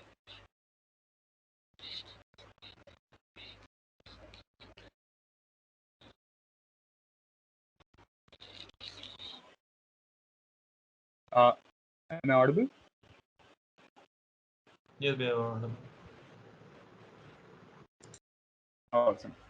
अच्छा, तो वही मैं बता रहा था ना इतनी देर से। अब तुम लोग सोच रहे हो कि भैया ने बताया नहीं, प्रैक्टिस कहाँ पे करना है, तब रुको, वही बता रहा हूँ कहाँ पे प्रैक्टिस कर सकते हो ये सारी चीज़ें, है ना। तो डेटा स्ट्रक्चर एल्गोरिथम्स प्रैक्टिस करने के लिए आपको कहाँ कौन कौन कुछ कुछ प्लेटफॉर्म्स है ना, तो कहाँ से प्रैक्टिस कर सकते हो? तो डेटा सक्सेस एल्गोरिथम, अगर आप एक बिगिनर हो तो आप हैकर रैंक और गीक्स फॉर गीक्स जैसे प्लेटफॉर्म से प्रैक्टिस कर सकते हो। काफ़ी ज़्यादा कॉम्प्रिहेंसिव है, काफ़ी ज़्यादा बिगिनर फ्रेंडली है, बहुत अच्छा यूज़र इंटरफेस है, उनके सॉल्यूशंस भी काफ़ी ज़्यादा अच्छे हैं, काफ़ी ज़्यादा हेल्प होगी अगर आप एक बिगिनर हो। उस केस में अगर आप थोड़े जब एडवांस हो जाओ, है ना, तो कोडसेक और लीड कोड पर जाकर प्रैक्टिस कर सकते हो, वो भी काफ़ी अच्छे प्लेटफॉर्म्स हैं। अब पर एक चीज़ आपको याद रखनी है कि जो आप प्लेटफॉर्म यूज़ कर रहे हो, है ना, तो वो एक प्लेटफॉर्म आप सेम रखना, बार बार चेंज मत करना। एक दो बार चेंज करो, ठीक है, कोई बात नहीं, पर अलग अलग प्लेटफॉर्म्स में करोगे तो आप अपनी खुद की प्रोग्रेस ट्रैक नहीं कर पाओगे, है ना। तो उस केस में बहुत ज़्यादा इंपॉर्टेंट है आप एक प्लेटफॉर्म पे टिके रहो। जैसे कि अगर आप एक बिगिनर हो तो हैकर रैंक और या गीक्स फॉर गीक्स में से एक पे रहो। जब आपको थोड़ा कॉन्फिडेंस आता है कि हाँ, अब मैं कुछ प्रॉब्लम सॉल्व कर पा रहा हूँ, हाँ, अब मैं सोच पा रहा हूँ चीज़ें, तब आप भले स्विच कर जाओ, तब आप स्विच कर जाओ लीड कोड पे या कोड शेफ पे, तो उस केस में चलेगा। पर बार बार 1 महीना मैंने इस प्लेटफॉर्म पे किया, 1 महीना दूसरा, ऐसा मत करो। क्योंकि कभी कभी क्या होता है कि अगर आपका बहुत ज़्यादा अच्छा आपने बहुत सारे क्वेश्चन डेटा सक्सेस एल्गोरिथम पे आपने सॉल्व कर दिया, और आप जैसे कि अगर आप एक 6 स्टार कोडर बन गए, ऐसे कुछ बन गए आप, है ना, तो आप वो चीज़ एक एज एन अचीवमेंट आप अपने रेज्यूमे में भी डाल पाओगे। तो at that place it would be highly beneficial for you. तो उस केस में it would be helping you in that case. और जब आप एक प्लेटफॉर्म पर टिके रहते हो तो आप अपनी प्रोग्रेस अच्छे से मॉनिटर कर पाओगे, वही फ़ायदा है। तो ये 4 प्लेटफॉर्म मैं फिर से बोल रहा हूँ, आप बस थोड़ी बहुत बातें सुन लो, बाकी सारी पीपीटी आप सबको मिल जाएगी। और कुछ केगल कॉम्पिटिशन्स से आप पार्ट ले सकते हो डेटा साइंस को सॉर्ट ऑफ अच्छा बनाने के लिए। और एक चीज़ और जो मैं आपको बोलूँगा, यार गिटहब प्रोफाइल अपनी बना लेना। So GitHub profile is super important, क्योंकि जब आप रिज्यूमे बनाते हो ना, तब आपकी ये 2 चीज़ें ना हर रिज्यूमे में आपको डालनी पड़ेंगी। अगर नहीं डालोगे तो सही नहीं रहेगा। तो पहली चीज़ होती है आपकी लिंक्डइन प्रोफाइल। तो आपकी लिंक्डइन प्रोफाइल काफ़ी अच्छी होनी चाहिए। अगर आपको देखना है तो आप जाके लिंक्डइन पे जाके मेरी प्रोफाइल देख सकते हो। सो भविष्य पंडित लिंक्डइन पे जाके आप देखो, आपको ब्लू बैकग्राउंड आपको दिख जाएगी, data science at direct India. तो आप मेरी लिंक्डइन प्रोफाइल जाके देख सकते हो कि आपको कैसी रखनी चाहिए, या आप गिटहब प्रोफाइल मेरी जाके देख सकते हो। तो उसका मेरा यूज़र नेम above09 है। तो DHAV09, तो वो सारी चीज़ें आप देख सकते हो, या फिर आप गूगल पे जाके सिर्फ लिख दो सिंपली के भविष्य पंडित गिटहब, तो आपको वो आ जाएगा। सेम लिंक्डइन पे जाके अगर आप लिख दोगे भविष्य पंडित लिंक्डइन, तो आपको वो भी दिख जाएगा। तो आपको एक रेफरेंस मिल जाएगा, एक रेफरेंस पॉइंट मिल जाएगा कि कैसी चीज़ आप बना सकते हो। तो मैं जैसे मैंने बताया, I did not have anyone but you have me, so you can definitely have a look at that. आपको एक रेफरेंस मिल जाएगी काफ़ी सारी चीज़ों की। तो केगल प्रोफाइल भी इम्पोर्टेंट होती है, जो आपको हेल्प करेगी कि मतलब प्रैक्टिस करने में। अब what you can do is you can, ये ऑप्शनल होता है, ठीक है, केगल प्रोफाइल मेंटेन करना। मैंने नहीं करी थी, मैं बेसिकली केगल सिर्फ है ना डेटा सेट डाउनलोड करने के लिए यूज़ करता हूँ। तो बेसिकली आपको कुछ डेटा तो चाहिए होगा ना, जहाँ से आप डेटा सेट डाउनलोड करोगे, जहाँ पे आप काम करोगे, मशीन लर्निंग एल्गोरिथम्स और ये सारी चीज़ें आप यूज़ करोगे। तो केगल आपको उस चीज़ में बहुत ज़्यादा हेल्प करता है। तो Kaggle basically data science enthusiast के लिए पूरी कम्युनिटी है। वहाँ पे आपको लोगों के फोरम्स, मतलब उस जगह आपको लोगों के कोड्स मिल जाएँगे, आपको लोगों के कॉम्पिटिशन्स मिल जाएँगे। और माइंड यू, वहाँ पे बहुत सारे कॉम्पिटिशन्स ऐसे होते हैं जो पेड होते हैं। मतलब अगर आप बहुत ज़्यादा अच्छे बन गए, तो आपने एक टीम में पार्टिसिपेट किया और आप उसमें जीत गए, तो कुछ-कुछ कॉम्पिटिशन्स ऐसे होते हैं जो फर्स्ट, जो मतलब जो जीत जाते हैं, जो विनर्स को $30,000 $50,000 ऐसे भी देते हैं। उसको 70-75 से मल्टीप्लाई करके देख लो कितना होता है। तो काफ़ी ज़्यादा अच्छी चीज़ है वो, और काफ़ी ज़्यादा एक्सपोज़र भी मिलता है। एक डेटा साइंस बिगिनर के लिए काफ़ी ज़्यादा अच्छी होती हैं सारी चीज़ें। फिर आप डेटा साइंस प्रैक्टिस करना है आपको, कहाँ से कर सकते हो, है ना? Data science in practice in the sense, मतलब कि कुछ कॉन्सेप्ट्स आपको प्रैक्टिस करने हो, अलग-अलग टेक्निक्स प्रैक्टिस करनी हो या एक्सपेरिमेंट करनी हो, कहाँ कर सकते हो? तो हैकाथॉन्स में पार्ट ले सकते हो। बहुत सारे हैकाथॉन्स होते हैं। अभी रिसेंटली थोड़े टाइम पहले बजाज फिनसर्व का भी एक हैकाथॉन हुआ था। उससे पहले ऐसे बहुत सारे हैकाथॉन्स होते रहते हैं। फिर उसी तरह कॉम्पिटिशन्स बहुत सारे होते हैं। Machine learning, data science related जो कॉम्पिटिशन्स होते हैं, अब आपको कहाँ पे मिल जाएँगे? एनालिटिक्स इंडिया मैगज़ीन बहुत सारे कॉम्पिटिशन्स रखता है, एनालिटिक्स विद्या बहुत सारे कॉम्पिटिशन्स रखते हैं, उनके कॉम्पिटिशन्स ऑनगोइंग होते हैं। हैकर अर्थ एक है, अ, वो भी बहुत सारे कॉम्पिटिशन्स रखता है, तो आप उनमें पार्ट ले सकते हो। आपको अलग-अलग प्रॉब्लम स्टेटमेंट्स दी जाएँगी, जो अलग-अलग आपको यूज़ केसेस दिए जाएँगे, जो आप सॉल्व कर सकते हो। उसके साथ ही आपको स्वैग्स भी देते हैं, और लीडर बोर्ड होते हैं वहाँ पे, जो आपको हेल्प करते हैं कि समझने के लिए कि आप कितना अच्छा स्टैंड कर रहे हो, कहाँ पे स्टैंड कर रहे हो, कैसे स्टैंड कर रहे हो। क्राइटेरियाज होते हैं वो अलग, वो सारी चीज़ें भी मैं डिस्कस कर सकता हूँ, पर बहुत ज़्यादा एग्जैजरेटेड हो जाएगा। तो कॉम्पिटिशन में आप पार्ट ले सकते हो, हैकाथॉन में पार्ट ले सकते हो, केगल यूज़ कर सकते हो उसके इसके लिए। अब डेटा साइंस प्रैक्टिस करने के लिए एक चीज़ जो मैं बहुत ज़्यादा करता था वो था मैं प्रोजेक्ट्स बनाता था डेटा साइंस के कॉन्सेप्ट को प्रैक्टिस करने के लिए। तो जैसे कि अगर मैंने, तो ये चीज़ मैं आपको जो टिप दे रहा हूँ, आपको फ्यूचर में बहुत ज़्यादा काम आएगी, बहुत ज़्यादा। तो जैसे कि अगर आपने कोई चीज़ सीखी है अभी, है ना, तो अभी मैं खुद बहुत सारी चीज़ें भूल जाता हूँ, इंसान हूँ, भूल जाऊँगा, रिवाइज़ नहीं करूँगा, भूल जाऊँगा, सीधी बात है, इससे रिवाइज़ करना पड़ता है ना। तो कुछ चीज़ों को थोड़ा एक एक्सटेंडेड टेम्परेरी मेमोरी में डालने के लिए मैं क्या करता हूँ, जो चीज़ें जो मैंने सीखी हैं, मैं उनको इम्प्लीमेंट करना स्टार्ट कर डालता हूँ। जैसे कि आज मैंने अगर सेलेनियम से ऑटोमेशन सीखा कि पाइथन सेलेनियम को यूज़ करके ऑटोमेशन कैसे कर सकता हूँ मैं, या अगर मैंने आज न्यूरल नेटवर्क्स का सीखा है तो मैं उसको इम्प्लीमेंट करना शुरू कर दूंगा, ताकि जब मैंने उस पर कोई प्रोजेक्ट बनाया होगा तो मैं उस प्रोजेक्ट में कुछ मेरे दिक्कत आई होंगी तो उस दिक्कत को सॉल्व करूंगा मैं। तो क्योंकि मैंने उस दिक्कत या एरर्स या कुछ चैलेंजेस को मैंने सॉल्व किया है तो वो मेरी एक्सटेंडेड टेम्परेरी मेमोरी में स्टोर हो जाएगा और मुझे वो एक नॉर्मल से ज़्यादा टाइम तक ज़्यादा देर तक याद रहेगा मुझे। तो जो भी आप प्रोजेक्ट्स कर रहे हो या आप कोर्सेज कर रहे हो या सर्टिफिकेशंस कर रहे हो, तो उसको इम्प्लीमेंट करो। जो आपने नॉलेज एक्वायर किया है, जो आपने नया-नया सीखा है, उसको इम्प्लीमेंट करो, ज़्यादा देर तक याद कर पाओगे। और एक चीज़ जो मुझे बहुत ज़्यादा पूछी जाती है दूसरे मेरे इवेंट्स में, वो ये है कि भैया मैंने अगर 20 सर्टिफिकेशंस कर लिए हैं, तो मुझे जॉब मिल जाएगी क्या? या फिर मैं रिज़्यूमे में डाल सकता हूँ क्या? रिज़्यूमे में डालना है डालो, नहीं डालना है मत डालो, पर एक चीज़ बात ये है कि सिर्फ सर्टिफिकेशन से जॉब मिल जाएगी? नहीं। क्या सर्टिफिकेशंस करूँगा तो जॉब मिल सकती है? हाँ। क्या मतलब है उस चीज़ का?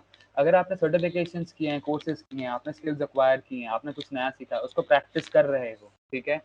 और उसको एक्सप्लेन कर पा रहे हो और फिर इंटरव्यूज़ में बैठ रहे हो, जो आपने सीखा है उसको डिस्प्ले कर पा रहे हो, बता पा रहे हो, सारी चीज़ें जस्टिफ़ाई कर पा रहे हो, तो जॉब मिलेगी, क्यों नहीं मिलेगी? पर अगर सिर्फ सर्टिफिकेशंस करा है, बैठे हो, उसके बाद कुछ नहीं किया, जैसे मैंने बताया आपको, इम्प्लीमेंट नहीं कर रहे हो चीज़ों को और बाद में एक्सपेक्ट करोगे कि मेरे पास 25 सर्टिफिकेशंस हैं, कोर्सेज़ कर रखे हैं, उससे मुझे जॉब मिलेगी या नहीं मिलेगी? So I am a bit sceptical about that concept. तो अगर आप कोर्सेज़ करोगे, सर्टिफिकेशंस करोगे, उनको इम्प्लीमेंट करोगे तो काफ़ी ज़्यादा सही रहेगा। और इनफैक्ट मैं आपको बताऊँगा, मैंने खुद ने 25-30 सर्टिफिकेशंस कोर्सेज़ किए होंगे, पर कुछ तो मैंने लिंक्डइन पे डाले भी नहीं, बहुत सारे। तो पर उनकी वजह से मेरे को जॉब नहीं मिली। मेरे को जॉब इसलिए मिली क्योंकि मैं जस्टिफ़ाई कर पाता था उन सारी चीज़ों को।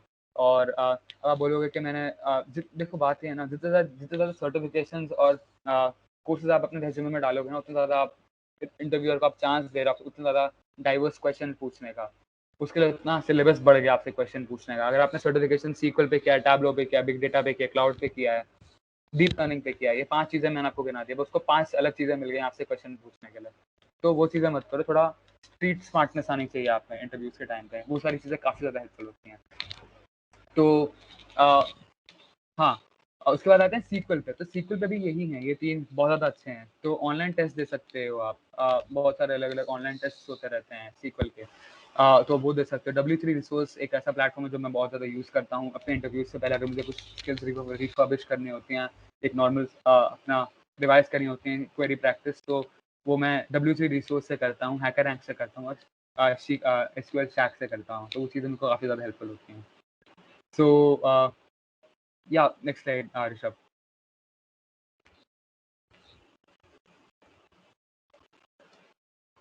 अब आते हैं प्रोजेक्ट्स पर। प्रोजेक्ट्स पर थैंक्स। सो प्रोजेक्ट्स बहुत ज़्यादा इंपॉर्टेंट है यार। तो बेसिकली प्रोजेक्ट्स क्यों इंपॉर्टेंट है? सो अगर आप एक कॉलेज स्टूडेंट हो, आपके पास कुछ चीज़ें होंगी ना, आपके पास कुछ चीज़ें होनी चाहिए जिससे आप बता सको, अपना वर्थ बता सको सामने वाले को, है ना? सो वो कुछ चीज़ें बहुत ज़्यादा इंपॉर्टेंट होती हैं। तो वो कैसे आप कर सकते हो? वो कुछ आप अच्छे-अच्छे प्रोजेक्ट्स बना के कर सकते हो। सो अब प्रोजेक्ट बनाने के लिए भी एक बहुत अच्छी स्कीम होती है जो आपको है ना रखनी पड़ेगी दिमाग में। वो ये होती है कि अगर आप वो कर रहे हो जो हर कोई कर रहा है, तो आप सबसे अलग कैसे हो? खुद से सवाल पूछो ये, नहीं अलग हो आप सबसे, है ना? और जब आप सबके जैसे ही हो, तो आपको इंटरव्यूअर क्यों लोगे? क्यों आपको सीरियस फील है? आपको जॉब क्यों दे? आपको क्यों इंटर्नशिप दे वो, जब आप सबके जैसे ही हो? तो यहाँ पे ये क्या ना बहुत इंपॉर्टेंट एस्पेक्ट है समझने का कि यार अगर मैं प्रोजेक्ट्स कुछ ऐसे बनाऊँ ना, तो ऐसे बनाऊँ ना जो बहुत ज़्यादा यूनिक हो। मैं कुछ ऐसे प्रोजेक्ट बनाऊँ ना जो अलग हों, जो अलग प्रॉब्लम सॉल्व करते हों। मैं कुछ प्रोजेक्ट ऐसे बनाऊँ ना जो मतलब जो इंटरव्यूअर सुने ना तो उसको मज़ा आ जाए सुन के। तो अगर प्रोजेक्ट्स मैं कुछ ऐसे बनाऊंगा ना तो काफ़ी ज़्यादा हेल्पफुल रहेगा उससे, ये समझने के लिए भी कि मैं अलग सोच पाता हूँ। अच्छा, मैं आपको समझाता हूँ। अब अगर मैं अलग यूनिक प्रोजेक्ट्स बना रहा हूँ जो बहुत ही अलग नीश को टारगेट करते हैं, जो बहुत ही अलग प्रॉब्लम सॉल्व करते हैं, तो उससे इंटरव्यूअर को मेरे बारे में क्या-क्या पता चल रहा है? उससे इंटरव्यूअर को मेरे बारे में पता चल रहा है कि मैं बहुत अच्छा एक ऑब्जर्वेंट इंसान हूँ, मैं प्रॉब्लम्स को एनालाइज़ कर पाता हूँ, ठीक है? प्रोजेक्ट मैंने बनाया मतलब मैं प्रॉब्लम का सॉल्यूशन भी निकालना जानता हूँ, 2 चीज़ हो गई।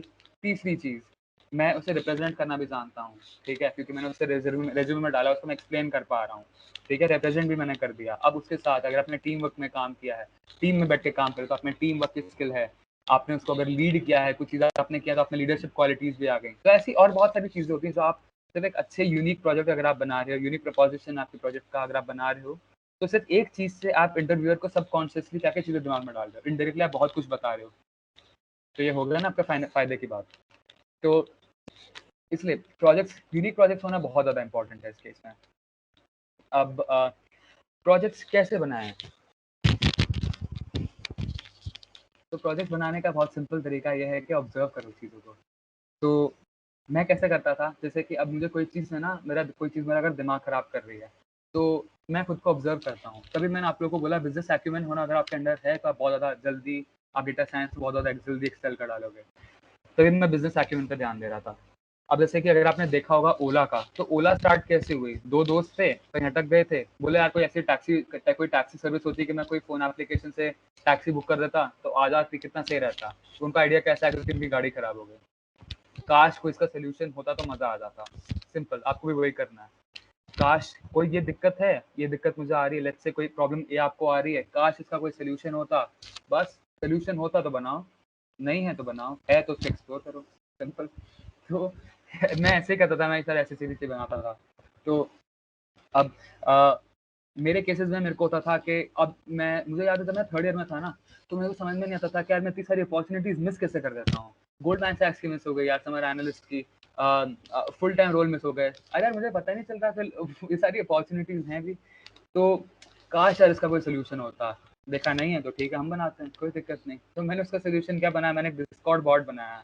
तो मैंने डिस्कॉर्ड बॉट पहले सीखा, उसको फिर मैंने इम्प्लीमेंट कर डाला। वही जो मैंने चीज़ आपको बोली वही मैं कर रखा था। डिस्कॉर्ड मैंने सीखा, डिस्कॉर्ड बॉट कैसे बनाते हैं, ठीक है, पाइथन के थ्रू। उसको मैंने फिर इम्प्लीमेंट कर डाला कुछ अलग-अलग टेक्नोलॉजीज़ के साथ। बस आज उधर शायद अभी थोड़े टाइम से मैं उधर इनएक्टिव हूँ क्योंकि इंटर्नशिप और ये सारी चीज़ें चल रही हैं, पर काफ़ी सारी क्वेरीज़ और उधर होती हैं और आपको 6-7 कंपनीज़ की जो फैंग कंपनीज़ है, जो मल्टीनेशनल कंपनीज़ हैं, जहाँ पे 90% लोग जाना चाहते हैं। तो उन कंपनीज़ में आपको अगर कोई भी जॉब आपको ढूँढनी है, किसी भी कंट्री में आपको ढूँढनी है, किसी भी रोल में आपको ढूँढनी है, ज़रूरी नहीं है इंजीनियरिंग जॉब्स हो या डेटा साइंस रिलेटेड जॉब्स हो, नहीं आपको एचआर में जाना है, ह्यूमन रिसोर्स में जाना आपको मिल जाएगी। मार्केटिंग में जाना आपको भाई, आपको मार्केटिंग की मिल जाएगी। आपको सेल्स में जाना आपको सेल्स की मिल जाएगी। जो जॉब एडवांस की वहाँ पे करियर पेज पे अगर आपको जो जॉब होगी आपको सब मिल जाएगा। तो मैंने कैसे किया? क्योंकि मेरे को दिमाग में ख़्याल आया था कि काश यार इसका एक सॉल्यूशन होता। तो नहीं है तो बना दो, सिंपल। तो वही चीज़ें हैं। तो पर ये चीज़ें ना स्टार्टिंग ऑफ द डे से नहीं आती। तो ये चीज़ें है ना आपको पहले सीखनी पड़ेंगी। कैसे सीख सकते हो आप? उसके लिए क्या एक मोमेंटम में जाना पड़ता है। तो वो मोमेंटम आप कैसे डेवलप कर सकते हो? वो ऐसे डेवलप कर सकते हो जैसे कि अगर मैं मशीन लर्निंग बिगिनर हूँ, मैंने आज मेरा डे 1 है। मैंने 3 महीने मशीन लर्निंग, पाइथन और ये सारी चीज़ें सीखी। अब मेरे को थोड़ा कॉन्फिडेंस आ गया कि हाँ भाई, मैं कुछ अच्छा कर सकता हूँ। तो मैं कैसे करूँगा इस चीज़ को? मैं पहले जाऊँगा गूगल पे, मैं कुछ देखूँगा बिगिनर लेवल प्रोजेक्ट्स, कर दिए, चलो ठीक है, गुड। इंटरमीडिएट लेवल प्रोजेक्ट्स, चलो कर दिया, ठीक है, गुड। एडवांस लेवल प्रोजेक्ट्स, चलो कर दिया, गुड। अब अपने प्रोजेक्ट्स चालू करो, यूनिक प्रोजेक्ट्स, ऑब्जर्व करो चीज़ों को। और हाँ, अगर अब भैया आप पूछोगे कि जो मैंने अगर बिगिनर प्लस इंटरमीडिएट और एडवांस मैंने भैया 15 प्रोजेक्ट करवा के आप बोल रहे हो प्रोजेक्ट करना स्टार्ट करो, 15 प्रोजेक्ट कर दूँ भैया, ये मैं रिज्यूमे में नहीं डाल सकता क्या? डाल सकते हो, पर मैंने आपको वही चीज़ें बोली ना। देखो जैसे कि अगर आपने कोई वेबसाइट रेफर की है, अब यूजुअली आप कितने लोग जाते हो, थर्ड पेज तक या सेकंड पेज तक जाते हो? नहीं जाते भाई हम। 90% पब्लिक फर्स्ट पेज के बाद जाती ही नहीं है गूगल सर्च रिजल्ट्स में, फर्स्ट पेज तक ही रहते हैं सब लोग। मैं भी नहीं जाता, मैं कभी गया नहीं, मुझे नहीं लगता मैं कभी गया हूँ। तो आपकी क्वेरी क्या थी? Machine learning projects for beginners. आपकी क्वेरी क्या थी? Data science projects for beginners. अरे भैया वही सेम क्वेरी सब लोग लिख रहे हैं, वही सेम रिजल्ट सबके लिए आ रहे हैं, वही सेम प्रोजेक्ट सब लोग बना रहे हैं, तो आप लोग उनसे अलग कैसे हो? तो अलग कैसे होना वो मैं आपको पहले बता चुका हूँ। ऑब्जर्व करो, प्रॉब्लम देखो, सॉल्व करो, सोल्यूशन बनाओ, उसे गिटहब पर डाल दो, उसे लिंक्डइन पर डाल दो कि भाई मैंने ऐसा ऐसा प्रोजेक्ट मैंने स्टार्ट किया है या ऐसा प्रोजेक्ट मैंने बनाया है, ये प्रोजेक्ट मेरा ये प्रॉब्लम सॉल्व करता है। हाँ, और ये चीज़ बहुत ज़्यादा इंपॉर्टेंट है यार, वो ये है कि जो भी प्रोजेक्ट बना रहे हो ना, उसके बाद है ना वो एक ऐसी चीज़ होनी चाहिए आपके पास जिससे कि आप इंटरव्यू को बता सको कि ये प्रोजेक्ट है ना ये प्रॉब्लम सॉल्व करता है, और इस प्रोजेक्ट का सबसे ज़्यादा फ़ायदा ये है कि ये प्रोजेक्ट को मैं एक बिजनेस मॉडल बना सकता हूँ। तो अगर इस प्रोजेक्ट पर मैं और काम करूँ तो इस प्रोजेक्ट से मैं रिकरिंग रेवेन्यू जनरेट कर सकता हूँ, इस प्रोजेक्ट से मैं पैसा भी कमा सकता हूँ। तो आपको ये चीज़ बोलनी नहीं है, आपको बस अपना है ना प्रोजेक्ट का स्कोप बताना है, वो चीज़ बाकी सारी चीज़ें कैलकुलेट वो खुद कर लेगा, आपको ये बोलना भी नहीं पड़ेगा, वो सारी चीज़ें खुद कैलकुलेट कर लेगा। आपको बस प्रोजेक्ट का स्कोप बताना है, आपका सोल्यूशन क्या है, पहले के सोल्यूशंस क्या थे, आपका सोल्यूशन उन पहले के सोल्यूशन से कैसा बेटर है, और अगर कोई पहले सोल्यूशन नहीं था इसलिए मैंने सोल्यूशन बनाया है, ये सारी चीज़ें आप बताओ। आप बताओ कि कितना ये एक अनटारगेटेड मार्केट है, इस पे कोई सोल्यूशन नहीं है, ये मार्केट पूरा खाली है, कितने सारे लोग इससे होते हैं। तो जैसे कि मैंने एक टूल किट बनाया था, तो जिससे कि बहुत सारे जो मिडिल क्लास लोग होते हैं उनका उनका सिनेरियो ये होता है कि एक डॉक्टर के पास अगर वो जा रहे हैं, तो अगर लेट्स से कोई, अब डॉक्टर है ना बेसिकली कंसल्टेशन फीस लेता है। अगर आपको कोई जैसे कि कोई चीज़ बुखार हो रहा है, ठीक है, वो आप है ना कोई नॉर्मल 1-2 गोली लेके भी आप ठीक कर सकते थे, पर आपको पता ही नहीं बुखार क्या है, कहाँ दर्द कैसे हो रहा है वो। तो डॉक्टर के पास जा रहे हो आप, ठीक है, डॉक्टर ने आपको बस कितना आपसे 2 मिनट लिया, आपसे 500 रुपये चार्ज कर लिए, ठीक है। तो अब ये चीज़ आप बार-बार नहीं कर सकते, और ये चीज़ें कुछ है ना कुछ हमारी बॉडी के कुछ ऐसी नॉन कॉम्प्रोमाइजेबल एरियाज होते हैं जिनके साथ हम ऐसा खिलवाड़ नहीं कर सकते। जैसे कि मेरी आंखें हो गई, जैसे मेरा नाक है, दांत हो गया, मेरे कान हो गया, मेरी शक्ल हो गई, है ना, तो वो चीज़ें मैं कॉम्प्रोमाइज़ नहीं कर पाऊंगा। तो उस केस में कुछ सेंसिटिव एरियाज होते हैं। तो उस केस में क्या होता है कि कुछ ऐसे अगर एनालिसिस हो, ऐसा कुछ टेस्ट हो कि जो मुझे एक ऑन अ रफ बेसिस 80% बता देगा कि हाँ भाई तू ठीक है, तेरे को डॉक्टर के पास जाने की ज़रूरत नहीं है, तो मैं 1000, 1500, 2000 रुपये कंसल्टेशन फीस बचा सकता हूँ। तो बेसिकली चीज़ ये है। और जो लोअर मिडिल क्लास फैमिलीज और जो एक अच्छा खासा जो सेक्शन होता है उनके लिए कंसल्टेशन फीस इतनी देना काफ़ी ज़्यादा मतलब मायने रखता है उनको। तो उस केस के पर्सपेक्टिव में मैंने ये सारी चीज़ समझ के मैंने अपने कॉलेज के टाइम पे मैंने एक ऐसा प्रोजेक्ट बनाया था जो कलर ब्लाइंड लोगों को हेल्प करता। तो मैंने मेरे इंटरव्यू के टाइम पे बताया था कि हमारे इंडिया में लगभग 10 लाख कलर ब्लाइंड लोग के केसेस आते हैं, और उन पे क्या ट्रेडिशनल चीज़ें हैं, और ये सारी चीज़ें मैंने बताई थी। तो उसकी वजह से भी मेरे काफ़ी सारे इंटरव्यूज मुझे हेल्प हुई थी। तो प्रोजेक्ट ऐसे बनाओ, अब उनका स्कोप बताओ, और ये सारी चीज़ें जैसे मैंने आपको बताया बहुत ज़्यादा इंपॉर्टेंट है, तो वो सारी चीज़ें आपको काफ़ी ज़्यादा काम आएंगी। अब आते हैं रेज्यूमे पे कि रेज्यूमे बनाना कैसे। प्रोजेक्ट्स तो बना लिए, स्किल्स भी हमने इकट्ठी कर ली, सब कुछ सीख भी लिया हमने, अब उसको दिखाना तो पड़ेगा ना कहीं।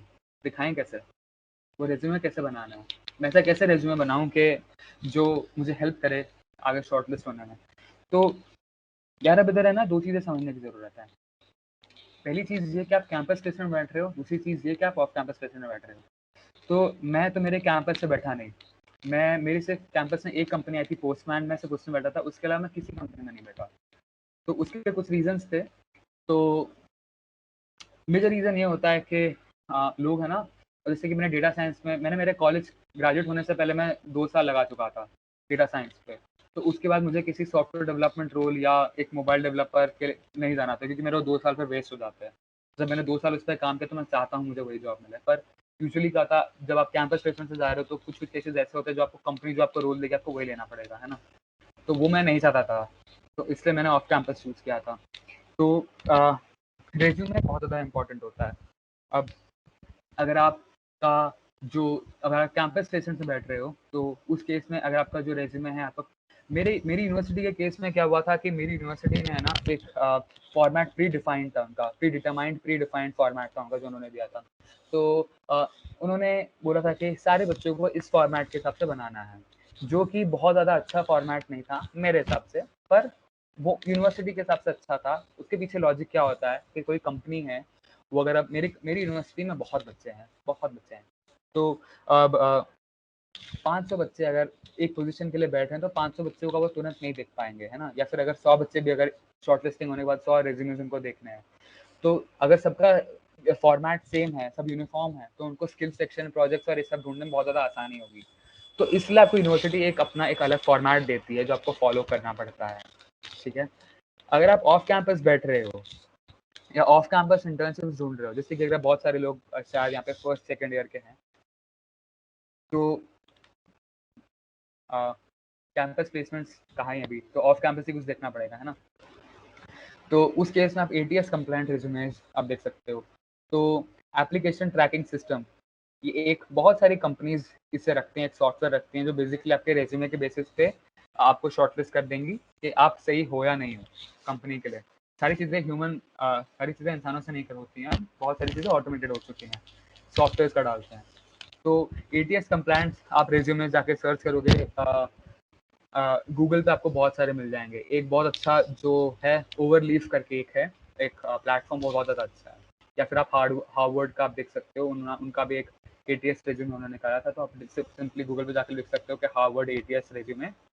सो आपको बहुत सारे इसमें भी रिलेटेड फॉर्मेट्स मिल जाएंगे जो एडिटेबल हैं, आप एडिट करके बना सकते हो। लेटेक्स अगर लोगों को आता है तो अच्छी बात है, लेटेक्स अगर आपको नहीं आता तो भी ठीक है। वन पेज रेज्यूमेज होना बहुत ज़्यादा ज़रूरी है। तो बात ये होती है कि आपको समझना है कि अगर बहुत सारे लोग आ रहे हैं ना, मतलब इंटरव्यू देने या रेज्यूमे अगर बहुत सारे हैं इंटरव्यूअर के पास, तो उसके पास एक स्टडी ये कहती है कि जो एक इंटरव्यूअर होता है या फिर सॉर्ट ऑफ जो एक HR पर्सन होता है जो रेज्यूमे देखता है, वो एट मैक्स 6 से 8 सेकंड बताता है पर रेज्यूमे। तो आप देख लो, अगर आपने 2 या 3 पेज का रेज्यूमे बना रखा है तो वो कुछ बहुत ज़्यादा आपको हेल्प नहीं करेगा। 1 पेज का रेज्यूमे बनाओ, बहुत सारी आपके पास अचीवमेंट्स है ना, तो जो सबसे ज़्यादा इंपॉर्टेंट अचीवमेंट्स है ना, वही अचीवमेंट्स डालो। जो सबसे ज़्यादा रिलेवेंट चीज़ें है ना, वही डालो। मैं 12th में मेरे को 95% आया था, ठीक है, ओके। अगर जगह ज़्यादा ले रहा है, सेकंड पेज पे जा रहा है, तो हटा दो, नहीं ज़रूरत है। कुछ चीज़ें ऐसी भी होनी चाहिए जो आपके रेज्यूमे में नहीं है, ठीक है, ताकि जब आपसे वो पूछे कि अपने बारे में बताओ, तो आप वो चीज़ें उससे बताओ जो रेज्यूमे में नहीं है। तो उसके लिए अपने एडिशनल इन्फॉर्मेशन हो गई ना, तो उस केस में आप ऐसे खेल सकते हो। प्रायोरिटाइज करो आप अपने अचीवमेंट्स को, अपने प्रोजेक्ट्स को।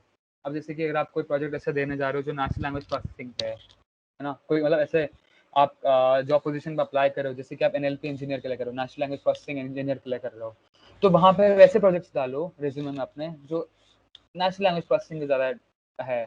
अब किसी जैसे कि डेटा साइंस फील्ड पे अगर आप मोबाइल एप्लीकेशन डेवलपमेंट प्रोजेक्ट डालोगे तो थोड़ी बेवकूफ़ी है, तो वो मत करो। प्रायोरिटाइज करो अपने प्रोजेक्ट्स को। तभी मैंने आपको बोला, जब आप बहुत ज़्यादा प्रोजेक्ट्स बनाओगे ना, अलग अलग फील्ड, मैंने यही करा था एक्चुअली। मैंने बहुत ज़्यादा प्रोजेक्ट्स बनाए थे, अलग अलग फील्ड्स में बहुत ज़्यादा प्रोजेक्ट्स बनाए थे। तो उसका फ़ायदा मुझे ये होता था कि मुझे जिस कंपनी में जब मैं जाऊँ, मैं वो प्रोजेक्ट फिट कर सकता था अपना, क्योंकि मैंने प्रोजेक्ट्स अलग अलग चीज़ें बनाए थे। तो मुझे अगर मैं देख रहा हूँ कि वो NLP बेस्ड कंपनी है, NLP बेस्ड सोल्यूशन प्रोवाइड करती है, तो मैं NLP बेस्ड प्रोजेक्ट्स कुछ करता था अपने रेज्यूमे में। अगर मैं देखता हूँ कि वो डीप लर्निंग उनको चाहिए, तो मैं डीप लर्निंग प्रोजेक्ट्स डालता था। उनको कुछ दूसरा चाहिए, मशीन लर्निंग का चाहिए, तो मैं मशीन लर्निंग का डालता था। उनको कंप्यूटर विजन का चाहिए, मैं कंप्यूटर विजन का डाल देता था। तो ये सारी चीज़ें आप कर सकते हो। ये स्ट्रीट स्मार्टनेस इसे बोलते हैं बेसिकली, ऐसी चीज़ों में, इन चीज़ों की स्ट्रीट स्मार्टनेस जो आप अक्वायर कर सकते हो। तो मैं आपको बता रहा हूँ, तो जो मैंने 2 साल में सीखा हुआ मैं आपको आज 1.5 घंटे में बताने की कोशिश कर रहा हूँ। तो ये सारी चीज़ें आपको काफ़ी ज़्यादा बेनिफिशियल होंगी। और तीसरी चीज़ जो है, करस्पॉन्डिंग वर्ड्स होने चाहिए रिज्यूमे में। तो करस्पॉन्डिंग वर्ड्स क्या होता है? तो बेसिकली हम जो ह्यूमन्स हैं ना, वो ऐसा सोचते हैं कि हम लोग का जो लाइकेबल बिहेवियर होता है ना, वो ये होता है कि जो सामने वाला इंसान है वो कितना मिलता जुलता है मुझसे।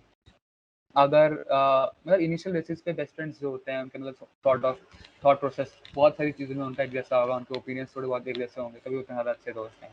मतलब मोस्ट ऑफ द केसेस में ये होता है, ठीक है। तो वही सेम चीज़ है ना, इंटरव्यूअर और जो आपको जो इंसान रेज्यूमे देख रहे हैं ना, उसके केस में भी जाएंगी। तो अगर आप अपने रेज्यूमे में वही सारे कीवर्ड्स डालो जो हमने जॉब डिस्क्रिप्शन में डाले थे ना, तो बहुत ज़्यादा फायदा रहेगा आपको, क्योंकि उससे फेमिलियरिटी बनती है, एक सिमिलैरिटी बनती है। तो उसके दिमाग में ये जाएगा कि इस इंसान ने वही सारी चीज़ें कर रखी हैं। और करस्पॉन्डिंग एक करस्पॉन्डेंस आता है, जो जैसे करस्पॉन्डेंस आएगा उसका, वो 6 से 8 सेकंड जो वो डाल रहा है ना आपके रिज्यूमे में, जो टाइम इन्वेस्ट कर रहा है, वो बेसिकली इन्हीं कीवर्ड्स को ढूंढने में कर रहा है। तो आप उसको अगर कीवर्ड से ही पकड़ोगे ना, तो आपका रिज्यूमे शॉर्टलिस्ट होने के चांसेस बहुत ज़्यादा बढ़ जाते हैं। तो करस्पॉन्डिंग कीवर्ड्स आपके होना बहुत ज़्यादा इंपॉर्टेंट है। और जो लास्ट इंपॉर्टेंट पॉइंट है वो है, डोंट ओवर ग्लोरीफाई। अपने आप को आप बहुत ज़्यादा बढ़ चढ़ के मत दिखाओ। जो आपका इंटरव्यू ले रहा है, उसने 3000 इंटरव्यूज ले चुका है, वो आपसे ना 1 मिनट बात करके आपको बता देगा कि ये बंदा काम का है या ये बंदा काम का नहीं है, या ये बंदे ने सही में काम करा हुआ है, या ये वही है कि इसके दोस्तों ने काम करा था और इसने ऐसे ही थोड़ा बहुत उनसे मतलब इंटरव्यू से पहले आधा घंटा उनसे बात करके आ गया इंटरव्यू में। उनको बहुत जल्दी पता चल जाती है सारी चीज़ें, क्योंकि वो दिन रात यही काम करते हैं। अगर जैसे कि अगर आप है ना, एक कोई क्वेश्चन आप उनका आंसर दे भी दोगे ना, तो आपसे वो उसी रिलेटेड क्वेश्चन उससे पूछ लेगा, आपसे वो 2-3 क्वेश्चन उसी कॉन्सेप्ट से रिलेटेड पूछ लेगा। अगर अगर आप आंसर नहीं कर पाओगे, उसको तुरंत समझ में आ जाएगा कि भाई इसने है ना इसने ऊपर से काम किया है, इसको अच्छे से नहीं पता है। तो ओवर ग्लोरीफाई अपने आप को मत करो। ऐसे वो बहुत ज़्यादा चिढ़ जाते हैं उन लोगों से जो शो ऑफ करते हैं, अपने आप को ओवर ग्लोरीफाई करते हैं, दिखाते हैं कि हमें बहुत ज़्यादा आता है। तो जितना ज़्यादा आप रिस्पेक्टफुली बात कर सकते हो और जितना ज़्यादा आप अच्छे से बात कर सकते हो अपने इंटरव्यूअर के साथ एक इंटरव्यू में, तो बहुत ज़्यादा बेनिफिशियल रहेगा आपके लिए। और ये कुछ रेज्यूमे बिल्डिंग टिप्स थी। और अब आते हैं इंटर्नशिप्स पे।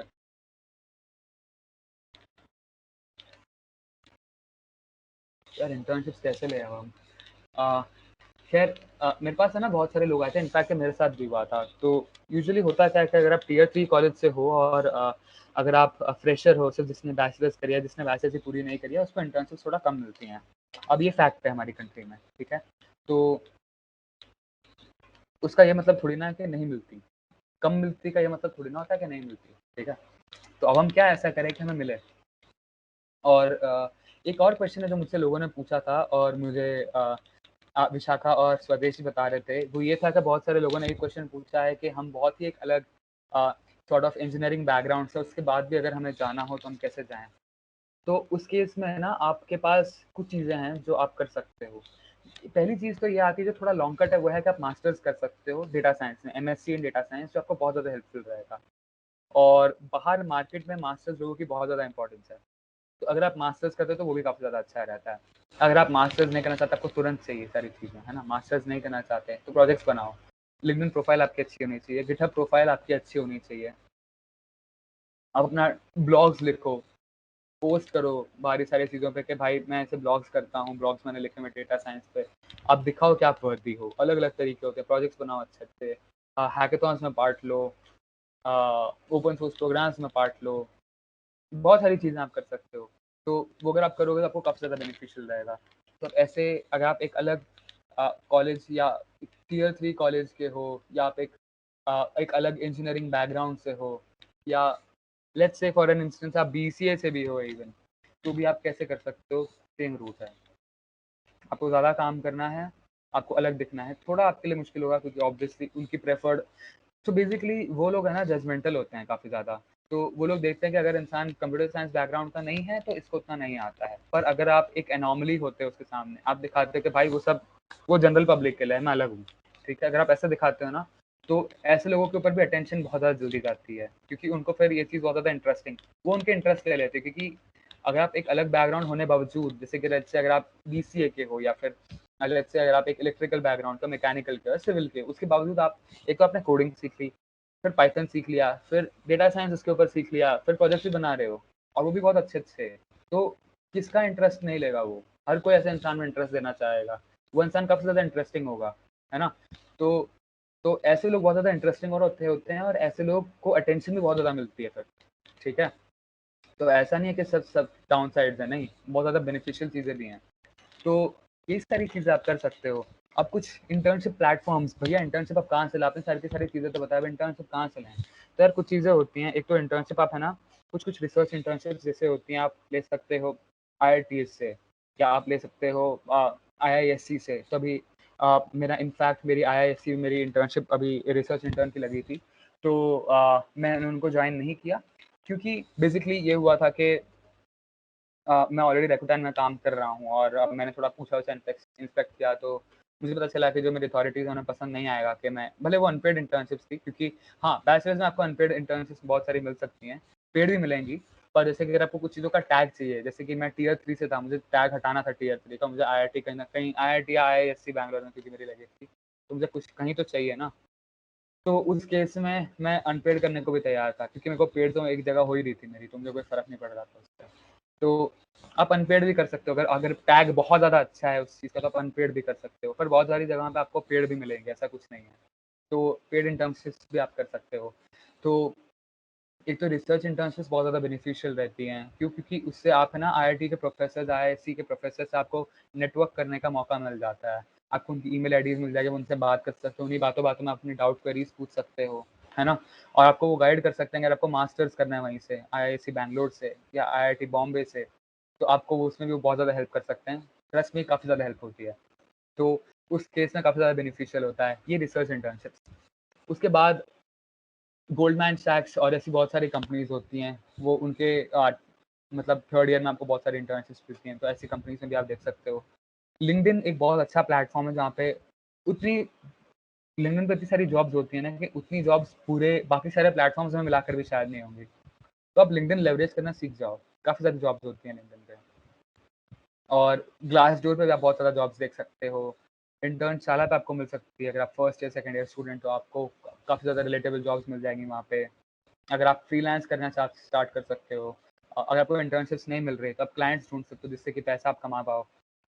फ्रीलांसिंग तो मैंने वो भी किया था, तो मैंने मतलब 6-7 महीने किया था वो भी, तो मतलब अच्छा खासा उससे मेरे को मैं कमा लिया था। तो वो चीज़ें भी आपको बहुत ज़्यादा बेनिफिशियल रहती है। तो फ्रीलांस करने के लिए जो जो जो प्लेटफॉर्म्स हैं जैसे कि peopleparar.com हो गया, आप ये देख सकते हो, अपवर्क देख सकते हो, फाइवर देख सकते हो। तो ऐसे बहुत सारे फ्रीलांसिंग प्लेटफॉर्म्स हैं, तो आप ये सारी चीज़ें देख सकते हो।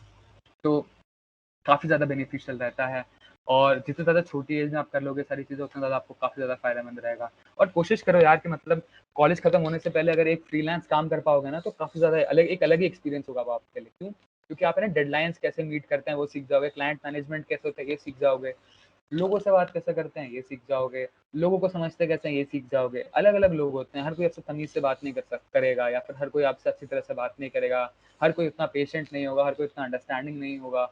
या ऐसा भी हो सकता है कि कोई बहुत ज़्यादा ही अंडरस्टैंडिंग है, कोई बहुत ज़्यादा ही पेशेंट है। तो आपको अलग-अलग टाइप के लोग मिलेंगे, तो आप अलग-अलग टाइप के लोगों से कैसे-कैसे डील करना है। तो ये फ्रीलांसिंग आपको उस चीज़ में बहुत ज़्यादा अच्छा सिखा सकती है। तो कम से कम एक प्रोजेक्ट यार ज़रूर करो, एक क्लाइंट ज़रूर लो अपना, कहीं फ्रीलांस काम करो अपना, तो काफ़ी ज़्यादा बेनिफिशियल रहता है वो। तो और एक है जो स्टार्टअप्स जहाँ पे इंटर्नशिप्स पे बहुत ज़्यादा ओपनिंग आती हैं, वो एंजल लिस्ट करके एक प्लेटफॉर्म है, तो वो भी आप देख सकते हो। तो एंजल लिस्ट पे भी बहुत ज़्यादा ओपनिंग्स होती हैं, वो startup based data science openings होती हैं, इंटर्न ओपनिंग्स होती हैं, तो वहाँ पे भी आप जाके देख सकते हो। काफ़ी ज़्यादा बेनिफिशियल प्लेटफॉर्म है वो। तो इसके साथ मैंने इतना ही आज के लिए रखा था, और आई होप आप लोगों को सारी चीज़ें अच्छे से समझ आई होंगी। और कोई भी आपको अगर कुछ इस चीज़ में भी कोई क्वेरीज हैं, आप मेरे साथ ट्विटर पे कनेक्ट कर सकते हो, इंस्टाग्राम पे कनेक्ट कर सकते हो, गिटहब पे कनेक्ट कर सकते हो, लिंक्डइन पे कनेक्ट कर सकते हो। और कुछ भी आपको कोई क्वेरीज पूछनी है आप मुझसे कभी भी पूछो, कोई दिक्कत नहीं है। My DMs are always open for you. I would love to have a conversation with all of you guys. और अगर आपको कुछ चीज़ें रेफ़र करनी है, जैसे कि मैं आपको बताया था, तो मेरी गिटहब पे मेरा गिटहब प्रोफ़ाइल रेफ़र कर सकते हो, मेरा लिंक्डइन प्रोफ़ाइल आप रेफ़र कर सकते हो। तो आपको एक बेसिक अंडरस्टैंडिंग मिल जाएगी कि अच्छा, मतलब मैं ये नहीं बोला मेरी लिंक्डइन प्रोफ़ाइल बेस्ट है, पर मेरी लिंक्डइन प्रोफ़ाइल जो मैंने बनाई है 1 साल की मेहनत है। तो मैंने वो ट्रायल एरर कर करके बनाया था। 1.5 साल, 2 साल ऑलमोस्ट, नॉट 1 साल। तो आपको उतना टाइम नहीं लगेगा, आपका काफ़ी ज़्यादा टाइम बच जाएगा उसमें। काफ़ी ज़्यादा गलतियाँ नहीं भी करोगे आप। तो आप देख सकते हो, लिंक्डइन पे आप मेरे साथ कनेक्ट कर सकते हो। मुझे काफ़ी अच्छा लगेगा आपसे बात करके। और एक और फ़ायदा आपको ये मेरे साथ लिंक्डइन पे कनेक्ट करने का कि मैं पोस्ट डालता हूँ काफ़ी ज़्यादा लिंक्डइन पे, तो आपको दिख जाएँगी, और मैं बहुत ज़्यादा फ्री रिसोर्सेज़ शेयर करता हूँ। इनफैक्ट बहुत सारे मेरी फ्री रिसोर्सेज़ हैं। फ्री रिसोर्सेज़ मतलब आपको एक पैसा नहीं देना पड़ेगा उनके लिए। तो बहुत सारी जो फ्री रिसोर्सेज़ हैं आप गिटहब पे भी देख सकते हो। मैंने कुछ रिपॉजिटरीज़ बना रखी हैं, जिसमें फ्री रिसोर्सेज़ हैं। एज़ इन आपको फ्री ट्यूटोरियल्स मिल जाएँगे, आपको फ्री बुक्स मिल जाएँगे डाउनलोड करने के, आपको बुक्स के पैसे भी नहीं देने पड़ेंगे। PDF फॉर्मेट में वो बुक्स मिल जाएँगी, ई-बुक्स मिल जाएँगे, आप बैठ के डाउनलोड करो, उन्हें पढ़ो। और तो मैं ये सारी चीज़ें बहुत करता था। तो इसलिए मैंने सोचा कि इसका एक पूरा एक कल्मिनेशन बना दूँ, एक पूरा एक क्यूरेटेड लिस्ट बना दूँ, जिससे कि काफ़ी ज़्यादा फ़ायदा हो जाएगा आप सबको। सो इतना था आज के लिए मेरे सेशन में। और हाँ, आई बिलीव कुछ क्वेश्चंस भी हैं, है ना ऋषभ? Yes, भैया. So we have a Q&A round for you all and a rapid fire round जिसमें आप अपनी queries पूछ सकते हो भैया से. Q&A राउंड में आपने फीडबैक फॉर्म्स में अपने अपने रजिस्ट्रेशन फॉर्म्स में अपने अपने क्वेश्चंस दिए थे, उनमें से कुछ रेलेवेंट क्वेश्चंस हैं. Will be asking them, so you will get the answer to them right now. Also guys there will be a rapid fire round after that, जिसमें चैट ओपन कर दी जाएगी. You can write your questions in chat and भैया will directly answer them. But before that, guys, I would like to inform you all that we are sharing a feedback form link in the chat right now. So please fill it, because on the basis of it, you will be getting the certificates for this session on your emails.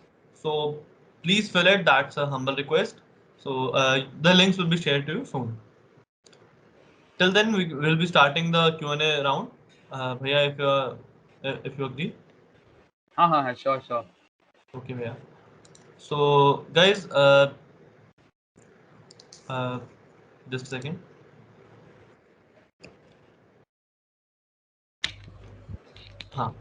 So, guys, we are starting the Q&A round now.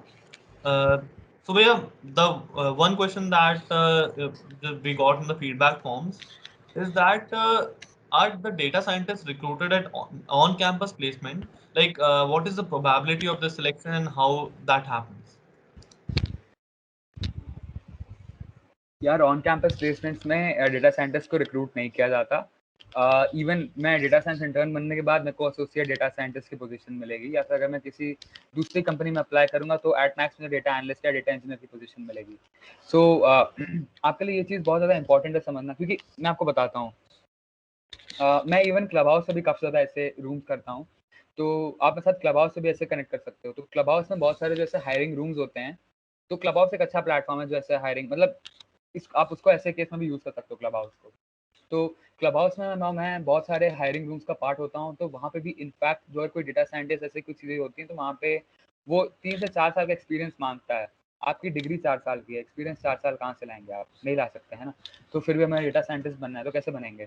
तो उसके कुछ रास्ते जैसे कि मैंने आपको बताया था। एक तो आप मास्टर्स कर सकते हो उस केस में, मास्टर्स कर सकते हो, मास्टर्स का बहुत ज़्यादा फ़ायदा होता है।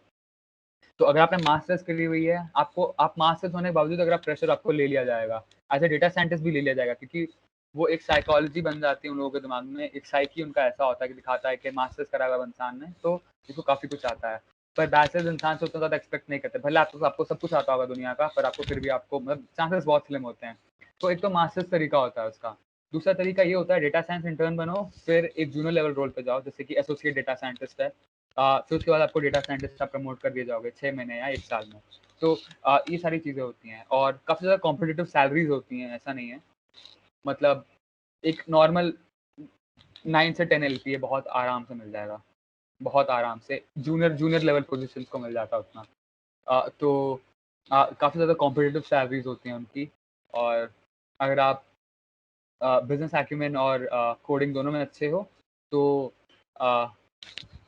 मुंह मांगा पैसा मिल सकता है आपको, काफ़ी ज़्यादा इंपॉर्टेंट होता है वो चीज़ें, क्योंकि वो चीज़ें बहुत ज़्यादा कम मिलती है मार्केट में।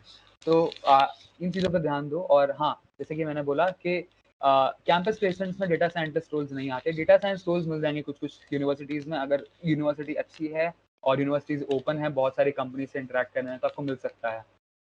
वरना डेटा साइंटिस्ट रोल्स आपको कैंपस प्लेसमेंट से नहीं मिल सकते अनटिल अनलेस आप, मतलब एटलीस्ट अगर आप बैचलर्स में हो तो बैचलर्स में तो नहीं होगा। Okay. Okay, Bhaiya, So, thank my you. second question is this: if I'm weak in maths, can I enter the field of data science? Level of maths needed to be work in the data scientist post? यार week हो तो practice करो, simple है। और in fact सबसे ज़्यादा बढ़िया बात पता है क्या होती है कि आपको तो ढूंढने की ज़रूरत भी नहीं है यार। बहुत सारी चीज़ें, अगर आपको कोई चीज़ समझ में नहीं आ रही ना, तो आप उसके सोल्यूशन ढूंढ सकते हो बाहर, और बहुत सारे इजी सोल्यूशन आपको मिलते हैं। और बहुत ज़्यादा अच्छे से एक्सप्लेन करे भी। इवन अरे कोई चीज़ आपको नहीं समझ में आ रही ना, कोई चीज़ नहीं सीखनी है, किसी चीज़ का नाम दो यार, आपको उस चीज़ का ट्यूटोरियल है ना, ट्यूटोरियल या ब्लॉग आपको उसका है ना गूगल या यूट्यूब पर मिल जाएगा। तो आपको कोई एस्पेक्ट अगर सीखना है मैथ्स का, आप उसका गूगल पे ब्लॉग पढ़ो या कुछ भी पढ़ो, आपको मिल जाएगा बहुत आसानी से। और अगर आपको सबसे बेस्ट तरीका है मैथ्स सीखने का, वो ये है कि प्रैक्टिस करो यार। कोई भी चीज़ आपको अच्छे से सीखने, प्रैक्टिस करो, रिवाइज करो चीज़ों को। इनफैक्ट मैं अभी भी रिवाइज करता हूँ, अभी भी मेरे को ऐसा बहुत बार लगता है कि मुझे ये चीज़ नहीं आती, मुझे ये चीज़ उसे रिवाइज करनी पड़ेगी, क्योंकि वो होता है। क्योंकि जब सिलेबस थोड़ा बड़ा है तो रिविजन करना भी इंपॉर्टेंट हो जाता है। Okay, Bhaiya. So another question that we got was, uh, what's the process from beginning to become a data scientist for a BCA or a MCA graduate?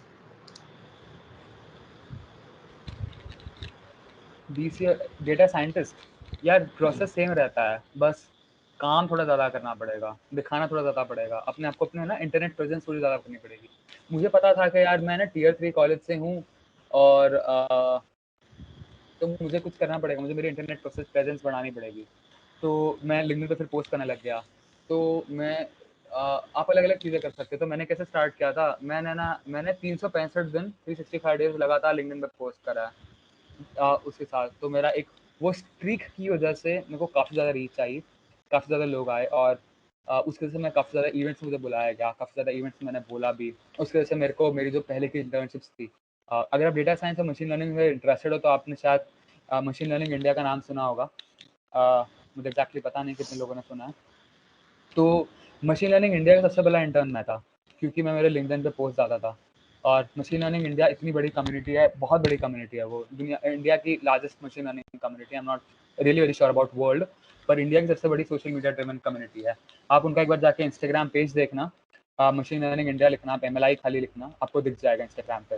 तो उन पे यहाँ पे मैंने कंटेंट क्रिएशन और ये सारी चीज़ें मेरी तरफ से आई थी, क्योंकि मैं कंटेंट क्रिएट करता था। उस वजह से काफ़ी सारी चीज़ें जो आप देखते हो 1.7 मिलियन व्यूज़ से ज़्यादा और ये सारी चीज़ें, वो उस वजह से ही आया, कंसिस्टेंसी से आया है, प्रैक्टिस करने से आया है।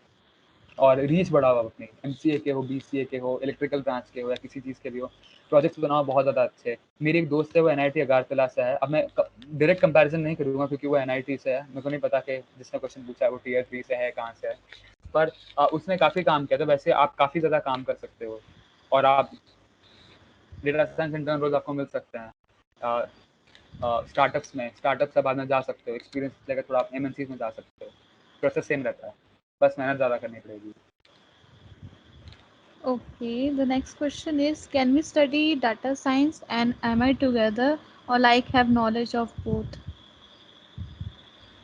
सो आपको मैंने बताया था, एक अगर आपको एक तो Rishabh, it would really be very helpful Rishabh and Arshit, अगर आप लोग वो प्रेजेंटेशन शेयर कर डालोगे सबके साथ, इफ दैट्स पॉसिबल। तो और मैं उसकी अपने लिंक्डइन स्टोरी में एक लिंक डाल दूंगा उस प्रेजेंटेशन की, ताकि आप लोग वो प्रेजेंटेशन स्वाइप अप करके आप लोग उस प्रेजेंटेशन का फुल लिंक मिल जाए। तो उस प्रेजेंटेशन में मैंने कुछ वेन डायग्राम्स डाली थी जो आपको है ना मतलब बताती कि क्या क्या चीज़ें होती हैं, कैसे करना है। और उसमें आपको डिस्टिंग्विशन बताया था कि मशीन लर्निंग और डेटा साइंस में क्या कैसे डिस्टिंग्विश करा जा सकता है ना। तो वही आप कर सकते हो, दोनों पढ़ सकते हो, बहुत ज़्यादा अलग नहीं है। It is like data science के अंदर आता है, डेटा साइंस के अंदर जो कुछ एस्पेक्ट है वो मशीन लर्निंग है। तो अगर आप मशीन लर्निंग एल्गोरिथम्स पढ़ रहे हो तो आपको इनडायरेक्टली आपको डेटा साइंस में काम आएगा ही, तो उसमें कंफ्यूज मत हो। Okay, Maya. Another question that we received in the feedback, the registration forms is that which languages are a must for any data science aspirant? यार सीक्वल और सीक्वल लैंग्वेज नहीं है, पर ओके वो प्रोग्रामिंग लैंग्वेज नहीं exactly, पर sequel और Python बहुत ज़्यादा इंपॉर्टेंट है। पाइथन का मैंने आपको बताया था कि कम्युनिटी सपोर्ट उसका बहुत ज़्यादा है और ट्यूटोरियल्स मिलने के चांसेस बढ़ जाते हैं इंटरनेट पे, ज़्यादा ढूंढना नहीं पड़ेगा। चाहे इंटरनेट पे मतलब गूगल पे हों, ब्लॉग्स हों, या फिर इनफैक्ट यूट्यूब वीडियो ट्यूटोरियल्स ही क्यों ना हो, लोगों ने कॉन्फ्रेंसेज में उसके बारे में बात करा होगा, वहाँ से भी आपको आइडिया मिल जाएगा। डॉक्यूमेंटेशन क्लीन है क्योंकि कितने टाइम से इसमें डेवलपमेंट हो रहा है, इतने ज़्यादा लोग हैं, कितने ज़्यादा लोग काम कर रहे हैं, तो उनकी डेवलपमेंट बहुत ज़्यादा अच्छी है। मतलब लोग मतलब डॉक्यूमेंटेशन को वेल वो रख रहे हैं, क्लीन रख रहे हैं, मतलब most of the documentation are good, तो उसका काफ़ी ज़्यादा फायदा होता है। Okay, the next question is, data science master should be done from which country? यार इस पे मैं कमेंट नहीं करूँगा क्योंकि ये है ना बहुत ओपन एंडेड क्वेश्चन है और ये बहुत सारे पैरामीटर्स पे डिपेंड करता है यार। फाइनेंशियल कंडीशन पे सबसे पहले इंसान ये डिपेंड करता है, ठीक है। विलिंगनेस पे डिपेंड करता है, उसकी फैमिली से कितना दूर भेजने को तैयार है, इंसान कितना इजीली अडेप्ट कर पाता है दूसरा कल्चर, या कितना रिलोकेट होने को तैयार है। अब मैं किसी को बोल दूंगा US, तो कोई बोलेगा नहीं यार मेरे रिश्तेदार तो कनाडा रहते हैं, कोई बोलेगा ठीक है। मैं बोलूँगा जर्मनी, क्योंकि जर्मनी में एजुकेशन अच्छा है और बहुत ज़्यादा जगहों पे फ्री भी है, तो बोलेंगे कि पर मेरा रिश्तेदार कोई रहता नहीं वहाँ पे, तो ऐसा नहीं है ना यार। तो मतलब पर फिर भी मैं आपको कुछ कंट्रीज बता दूंगा, जैसे कि US का तो ऑब्वियसली अच्छा होता है, कनाडा के भी अच्छे होते हैं, इनफैक्ट जर्मनी के भी, जर्मनी UK के भी काफ़ी अच्छे अच्छे कॉलेजेस हैं जहाँ से आप मास्टर्स कर सकते हो। Okay, Maya. Uh, so the next question that we received in the forms is, uh, can we study? No. How is adding AI into your existing devices and processes is transforming the outcomes in our day-to-day life? यार सबसे पहले देखा जाए ना तो आपके recommendation system भी इतने अच्छे हो गए यार, सब लोग नेटफ्लिक्स और स्पॉटिफाई यूज़ करते हैं। मुझे बताओ यार तुम लोग के रिकमेंडेशन सिस्टम क्यों अच्छे हो गए? वो इसलिए अच्छे हो गए हैं आप लोगों का डेटा, मैं आप लोगों को बता रहा था ना कि क्यों डेटा साइंस टूल्स और इस सब की ज़्यादा बूम होगा आगे जाके, क्यों आप लोगों को लिया जाएगा, क्यों? क्योंकि डेटा ज़्यादा उतना ज़्यादा कंज्यूम हो रहा है तो प्रोड्यूस भी तो हो रहा है।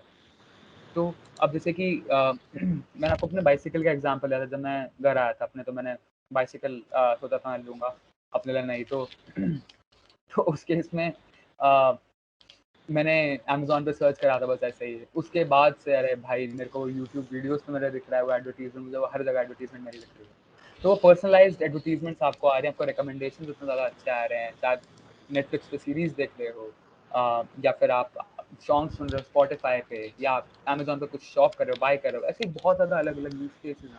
गूगल ट्रांसलेट हो गया, या फिर जैसे कि अमेज़न एलेक्सा हो गया, उस वैसे ऐसे बहुत ज़्यादा हैं, उसके काफ़ी ज़्यादा बेनिफिशियल चीज़ें हैं। हाँ, कुछ चीज़ें थोड़ी अनएक्सेप्टेबल भी हैं, अनएथिकल भी हैं, पर कैसे भी यूज़ करी जा सकती हैं, वो वैसी चीज़ें हैं। Done with the question? So yes, guys, that's the Q&A round. That was the most relevant questions we could get from the registration forms that you submitted. Now moving on to the rapid fire round, guys. Some questions are good in the chat, so Bhaiya will be answering them directly. Otherwise, if you really want to ask a question to Bhaiya, you can just raise your hand and you'll be given a chance to speak out.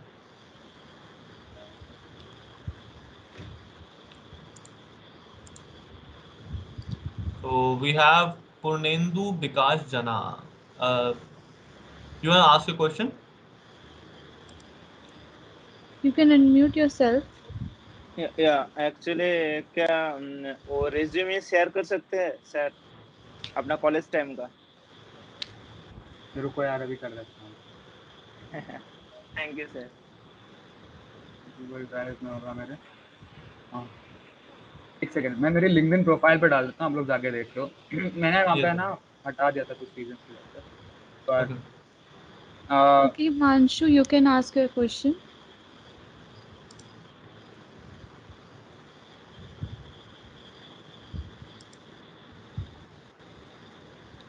Himanshu, are you there?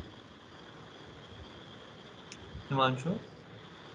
Just Hello. unmute yourself and speak up. Yes. Hello, Vaishali. हाय हिमांशु अभी। I'm fine. So can you guide me like how we can prepare for some MNCs? यार MNC से है ना, सबसे अच्छा prepare करने का तरीका ये है ना, उन एमएनसीज को स्टॉक करना शुरू कर दो, स्टॉकर बन जाओ, मास्टर Right? स्टॉकर। तो वो कैसे? अब जैसे कि जो एमएनसीज है ना, उनके कुछ जॉब डिस्क्रिप्शंस होते हैं, ठीक है? तो उन जॉब डिस्क्रिप्शंस को देखो, वो जॉब डिस्क्रिप्शंस कैसे हैं, क्या क्या चीज़ें डाल रहे हैं, वो कंपनी क्या क्या चीज़ें, उस कंपनी की इन्फॉर्मेशन बहुत ज़्यादा अच्छी होनी चाहिए आपके पास। तो उसका फ़ायदा ये होता है कि आप है ना उस कंपनी के बारे में जब नॉलेज ज़्यादा रखते हो, आप अपने आप को उस कंपनी के अकॉर्डिंग प्रिपेयर करोगे। तो उससे क्या होता है कि अब जैसे कि मैं बता रहा हूँ, अगर मुझे है ना गूगल में जॉब लेनी है, ठीक है? तो मैं गूगल की कुछ एक्टिविटीज़ पे ध्यान दूँगा, ठीक है? ये हम पहले बता देता है सर। तो जब मैंने गूगल की कुछ एक्टिविटीज़ पर ध्यान दिया है और मैं देख रहा हूँ कि मुझे अगर डेटा साइंस इंटर्न के लिए या डेटा साइंटिस्ट पोजीशन के लिए अगर मुझे गूगल में जाना है ना, तो मैं गूगल का पहले ट्रैक रिकॉर्ड चेक करूँगा, उसके जो एग्जिस्टिंग जॉब डिस्क्रिप्शन है उनको मैं चेक करूँगा कि वो कैसे, किस टाइप के जॉब डिस्क्रिप्शन रख रहे हैं। फिर मैं अपने आप को गॉश करूँगा, गॉश करूँगा इन द सेंस अपने आप को कंपेयर करूँगा कि यार जितना उसने डाला है कितना मुझे आता है, मैं कितना पानी में हूँ। चलो ठीक है, मुझे 60% चीज़ें आती हैं, मुझे और क्या नया सीखने की ज़रूरत है। अब मैं वो चीज़ें नहीं सीखूँगा। अब मैं पूरा प्रिपेयर्ड हो गया, अब मैं कुछ मॉक इंटरव्यूज़ दूँगा। कुछ इंटरव्यूज़ मैंने है ना for the sake of giving interviews ही दिए हैं, कि अपने आप को देखने के लिए कि मैं कैसा कर पाता हूँ, कहाँ मैं फंबल कर रहा हूँ, क्या मैं नर्वस होके एकदम चुप हो गया था, अचानक से मैं ब्लैंक हो गया था, कहाँ पे मैं एकदम नर्वस हो गया था, कहाँ पे मेरे दिमाग में सॉल्यूशन नहीं आया। तो अपने आप को एसेस करने के लिए मैंने कुछ इंटरव्यूज़ ऐसे ही दिए थे, जानबूझ के। तो मुझे जाना नहीं था, इवन मेरे को ऑफर भी आ गया था, मैं गया नहीं क्योंकि पर्पज़ अलग था Okay, मेरा। तो हाँ, ये कर सकते हो आप। about your point. So, but what if you are not given even a chance for the interview? यार ट्राई करते रहो, मैं बहुत बार रिजेक्ट भी हुआ हूँ, ऐसा नहीं है कि सब कुछ फेरी टेल ही था। तो ऐसा नहीं होता, वो हर एक इंसान की लाइफ में होता है। इवन ऐसा कोई इंसान नहीं होगा जो रिजेक्ट नहीं हुआ होगा, तो या शॉर्टलिस्ट ही नहीं हुए होंगे वो। तो ऐसा होता रहता है, आपको बस ट्राई करते रहना पड़ता है बहुत सारी चीज़ों में।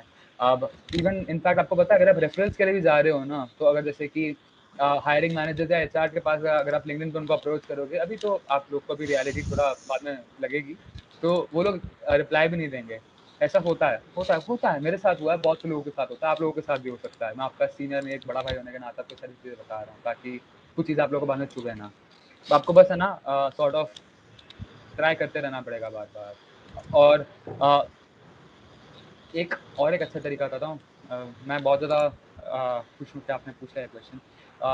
इसका बेसिकली आंसर ये है कि एमएनसीज में है ना बेस्ट तरीका है जाने का, वो ये है कि डायरेक्टली जाके ना जॉब ऑफर मत मांगो या फिर जॉब पोजीशन मत मांगो। उनसे पहले बात करो, कुछ एक रिलेशनशिप एस्टैब्लिश करो, ठीक है? सीधा जाके अपने काम की बात कर रहे हो तुम, मतलबी इंसान। सीधे जाके ये मत करो, थोड़ा बात करो उनसे, उनको समझने की कोशिश करो, ठीक है? उनसे इंटरेक्ट करो, उनके लिंक्डइन पोस्ट से इंटरेक्ट करो, काफ़ी ज़्यादा इंपॉर्टेंट होता है वो रिलेशनशिप बिल्डिंग में।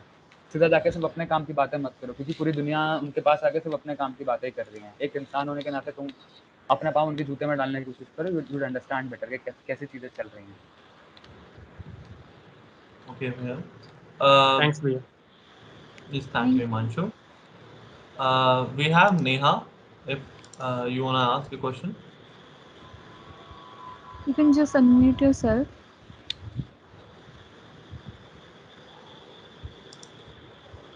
Neha, are you there?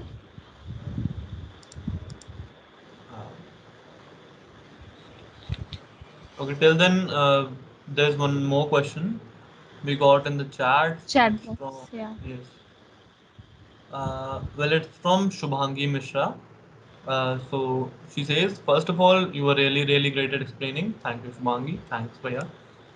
She says, and my question is, I'm MC student from CU and I want to apply for off-campus placements. What would you suggest to mention in my resume and what would you suggest me to study? Yeah, for off-campus placement, it is super important for you to understand different nuances of that. So first of all, it comes that how you're representing yourself. So as I've had said that, uh, how you're representing your resume. So ATS compliant resume is super, super important. You simply cannot go with a fancy resume or like a very multicolored resume and then can expect being shortlisted out there. Things don't really work like that out there. So in that case, what you're supposed to do is that make sure that you have maintained a good resume. And it is one-page resume. Now comes on to different aspects of the things that I've मतलब बताया था क्या sorry. तो मैंने आपको बताया था कि यार लोगों से ना थोड़ा पहले बात करो, उनसे इंटरेक्ट करो। जब आप इंटरेक्ट करोगे, रिलेशनशिप बिल्ड करो, स्टॉकर बन जाओ यार एक बहुत बढ़िया। तो मैं एक बहुत बढ़िया स्टॉकर हूँ। तो मुझे अगर जैसे कि एंजल लिस्ट पे मेरे को कोई कंपनी दिखती थी ना, तो मैं क्या करता था, मैं आप लोग को बता रहा हूँ चीज़ें, आप भी कर सकते हो, ठीक है? तो मेरे को बंदा दिख गया कि उसने जॉब पोस्ट डाला है, चलो ठीक है बढ़िया। अब मैं उस बंदे के लिंक्डइन प्रोफाइल पे जाता था, सब पढ़ लेता था, फिर उसके पास जाके उसी की बातें करता था मैं, ठीक है? तो उसको लगता था कि मैंने रिसर्च और होमवर्क अच्छी तरह से करा हुआ है, ठीक है? तो वो काफ़ी ज़्यादा बेनिफिशियल रहता है। मतलब मैं आपको बता रहा हूँ, मुझे बताने वाला ऐसा कोई नहीं था। इनफैक्ट मुझे ये भी नहीं पता कि आप लोग को सारी चीज़ें कोई बताएगा भी या नहीं, पर मैं आपको बता रहा हूँ। तो लोगों से बात करो, इंटरेस्टेड रहो लोगों में, अप्लाई करो ज़्यादा जगह पे, और इंटरनेट प्रेजेंस अगर आपकी अच्छी तो काफ़ी ज़्यादा बेनिफिशियल रहेगा। आपका जो डिजिटल ब्रांड है, आपका जो ब्रांड है ना, पर्सनल ब्रांड है जो ना आपका, वो आपका डिजिटल रेज्यूमे है। वो आपके बोलने से पहले आपके बारे में बोलता है। तो I hope that answered your question, Shivangi. Yes. There's one more question from Shambhavi. She says, as a beginner, we have too much to learn and we remain confused what to learn, where to start, how to stop this flickering of mind and stick to one. क्या start करो basic से, बहुत ज़्यादा चीज़ें refer मत करो। कुछ refer कर डाला, आप उसी के साथ स्टिक करो। मतलब कोई अगर तुम्हारा दोस्त या बेस्ट फ्रेंड आके बोल रहा है ना यार कि ये कोर्स रेफर कर डाल, उसको बोल ठीक है यार मैं रेफर करूँगा, बाद में रेफर करूँगा। जो आपने स्टार्ट किया है उसको ही कवर करो, उसको पूरा करो, भले बाद में जैसा भी क्यों ना हो। हार्ड लग रहा है उसको पूरा करो बाद में, क्योंकि फिर बाद में इधर उधर ध्यान दोगे ना बहुत ज़्यादा। ये मेरे साथ भी हुआ था जब मैं बिगिनर था। मैं बहुत है ना, ये इसको मैंने आधा पकड़ लिया, उसको मैं आधा पकड़ लूंगा, इसको मैं आधा पकड़ लूंगा। So that did not work really very good for me, और उल्टा टाइम वेस्ट बहुत होता था। तो वो सारी चीज़ें आप मत करो। जो कोर्स या सर्टिफिकेशन या कोई बुक उठा लिया आपने पढ़ने के लिए, उसको उठाकर पढ़ना शुरू कर दो। मैंने इनफैक्ट जैसे मैंने आपको बताया, और हाँ मैंने रेज्यूमे अपना अपलोड कर दिया है अपनी लिंक्डइन प्रोफाइल पे। तो जिस किसी को अगर मेरा रेज्यूमे अभी रेफर करना हो तो आप रेफर करके देख सकते हो कि मेरा रेज्यूमे कैसा दिखता है। तो मेरी लिंक्डइन प्रोफाइल पे मैंने डाल दिया उसे। और अभी एक्चुअली मेरे को उसको वो करना पड़ता था, ड्राइव पे अपलोड करके शेयर करना पड़ता है, तो उसको टाइम कंज्यूमिंग था वो। तो हाँ, तो ये चीज़ें आप कर सकते हो, काफ़ी ज़्यादा बेनिफिशियल रहेगा। उसके बाद मैंने आपको हाँ, और लिंक्डइन स्टोरी पे मैं आज अपना प्रेजेंटेशन डाल दूंगा पूरी लिंक की, लिंक आपको मिल जाएगा मेरी प्रेजेंटेशन का। तो आज आप मेरी लिंक्डइन स्टोरी देख लेना, अभी जैसे ये सेशन खत्म हो जाएगा उसके 5 से 10 मिनट में मैं इसकी लिंक भी अपलोड कर दूंगा, तो आपको दिख जाएगी वो। तो उसमें मैंने डाला था कि आपको कैसे कैसे जाना है। सबसे पहले डेटा स्ट्रक्चर्स एल्गोरिथम्स अच्छे से प्रिपेयर करना, उसके बाद पाइथन अच्छे से प्रिपेयर करना, फिर पाइथन के मैंने कुछ पैकेजेस बताए थे, आई होप आपने उसको नोट डाउन किया होगा, नहीं किया कोई बात नहीं, मैं फिर भी प्रेजेंटेशन शेयर कर डालूंगा, तो वैसे करना, और उसके बाद सीक्वल कर डालोगे, that would suffice. Okay. So Bhaiya, that was all. I guess we have no more questions in the chat box, and I guess you all enjoyed the session. You can just provide your feedbacks to us in the feedback form that we have shared. Also, guys, that filling that is super important because through that you will be getting the certification in your email ID in a day or two. So yes, thank you, Bhaiya, for giving us this time and sharing your thoughts with us. Actually, we learned a lot. काफ़ी कुछ ऐसा सीखने को मिला जो हमें actually पता नहीं था. बहुत सारे हमारे साथ फ्रेशर्स भी हैं, सो बहुत सारी उनको डोमेन इस डोमेन के बारे में बहुत सारी नॉलेज मिली. एक रोड मैप सा भी क्रिएट हुआ. तो thank you for that. And guys, we'll be sharing the resources with you all very soon. So stay tuned and stay connected with the KC groups, WhatsApp, on Discord. We are on Telegram. So we'll be sharing the links here as well. So stay connected with that. Uh, so yes, thank you, Bhaiya, and thank you everyone for joining us. Thank you, Oya. It was a lovely session.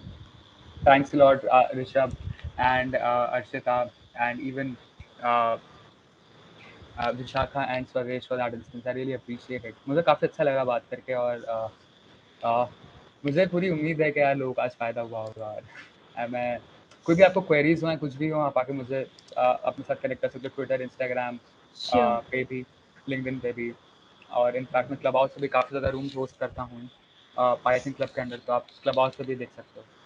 And I hope बिल्कुल. That would have beneficial too. Yup, thanks guys. Yes. Thank you so Thank you, Bhaiya. much. Thank you everyone for joining us. Thank you for everyone. Stay tuned. Good night. Good Good night. night guys, take care.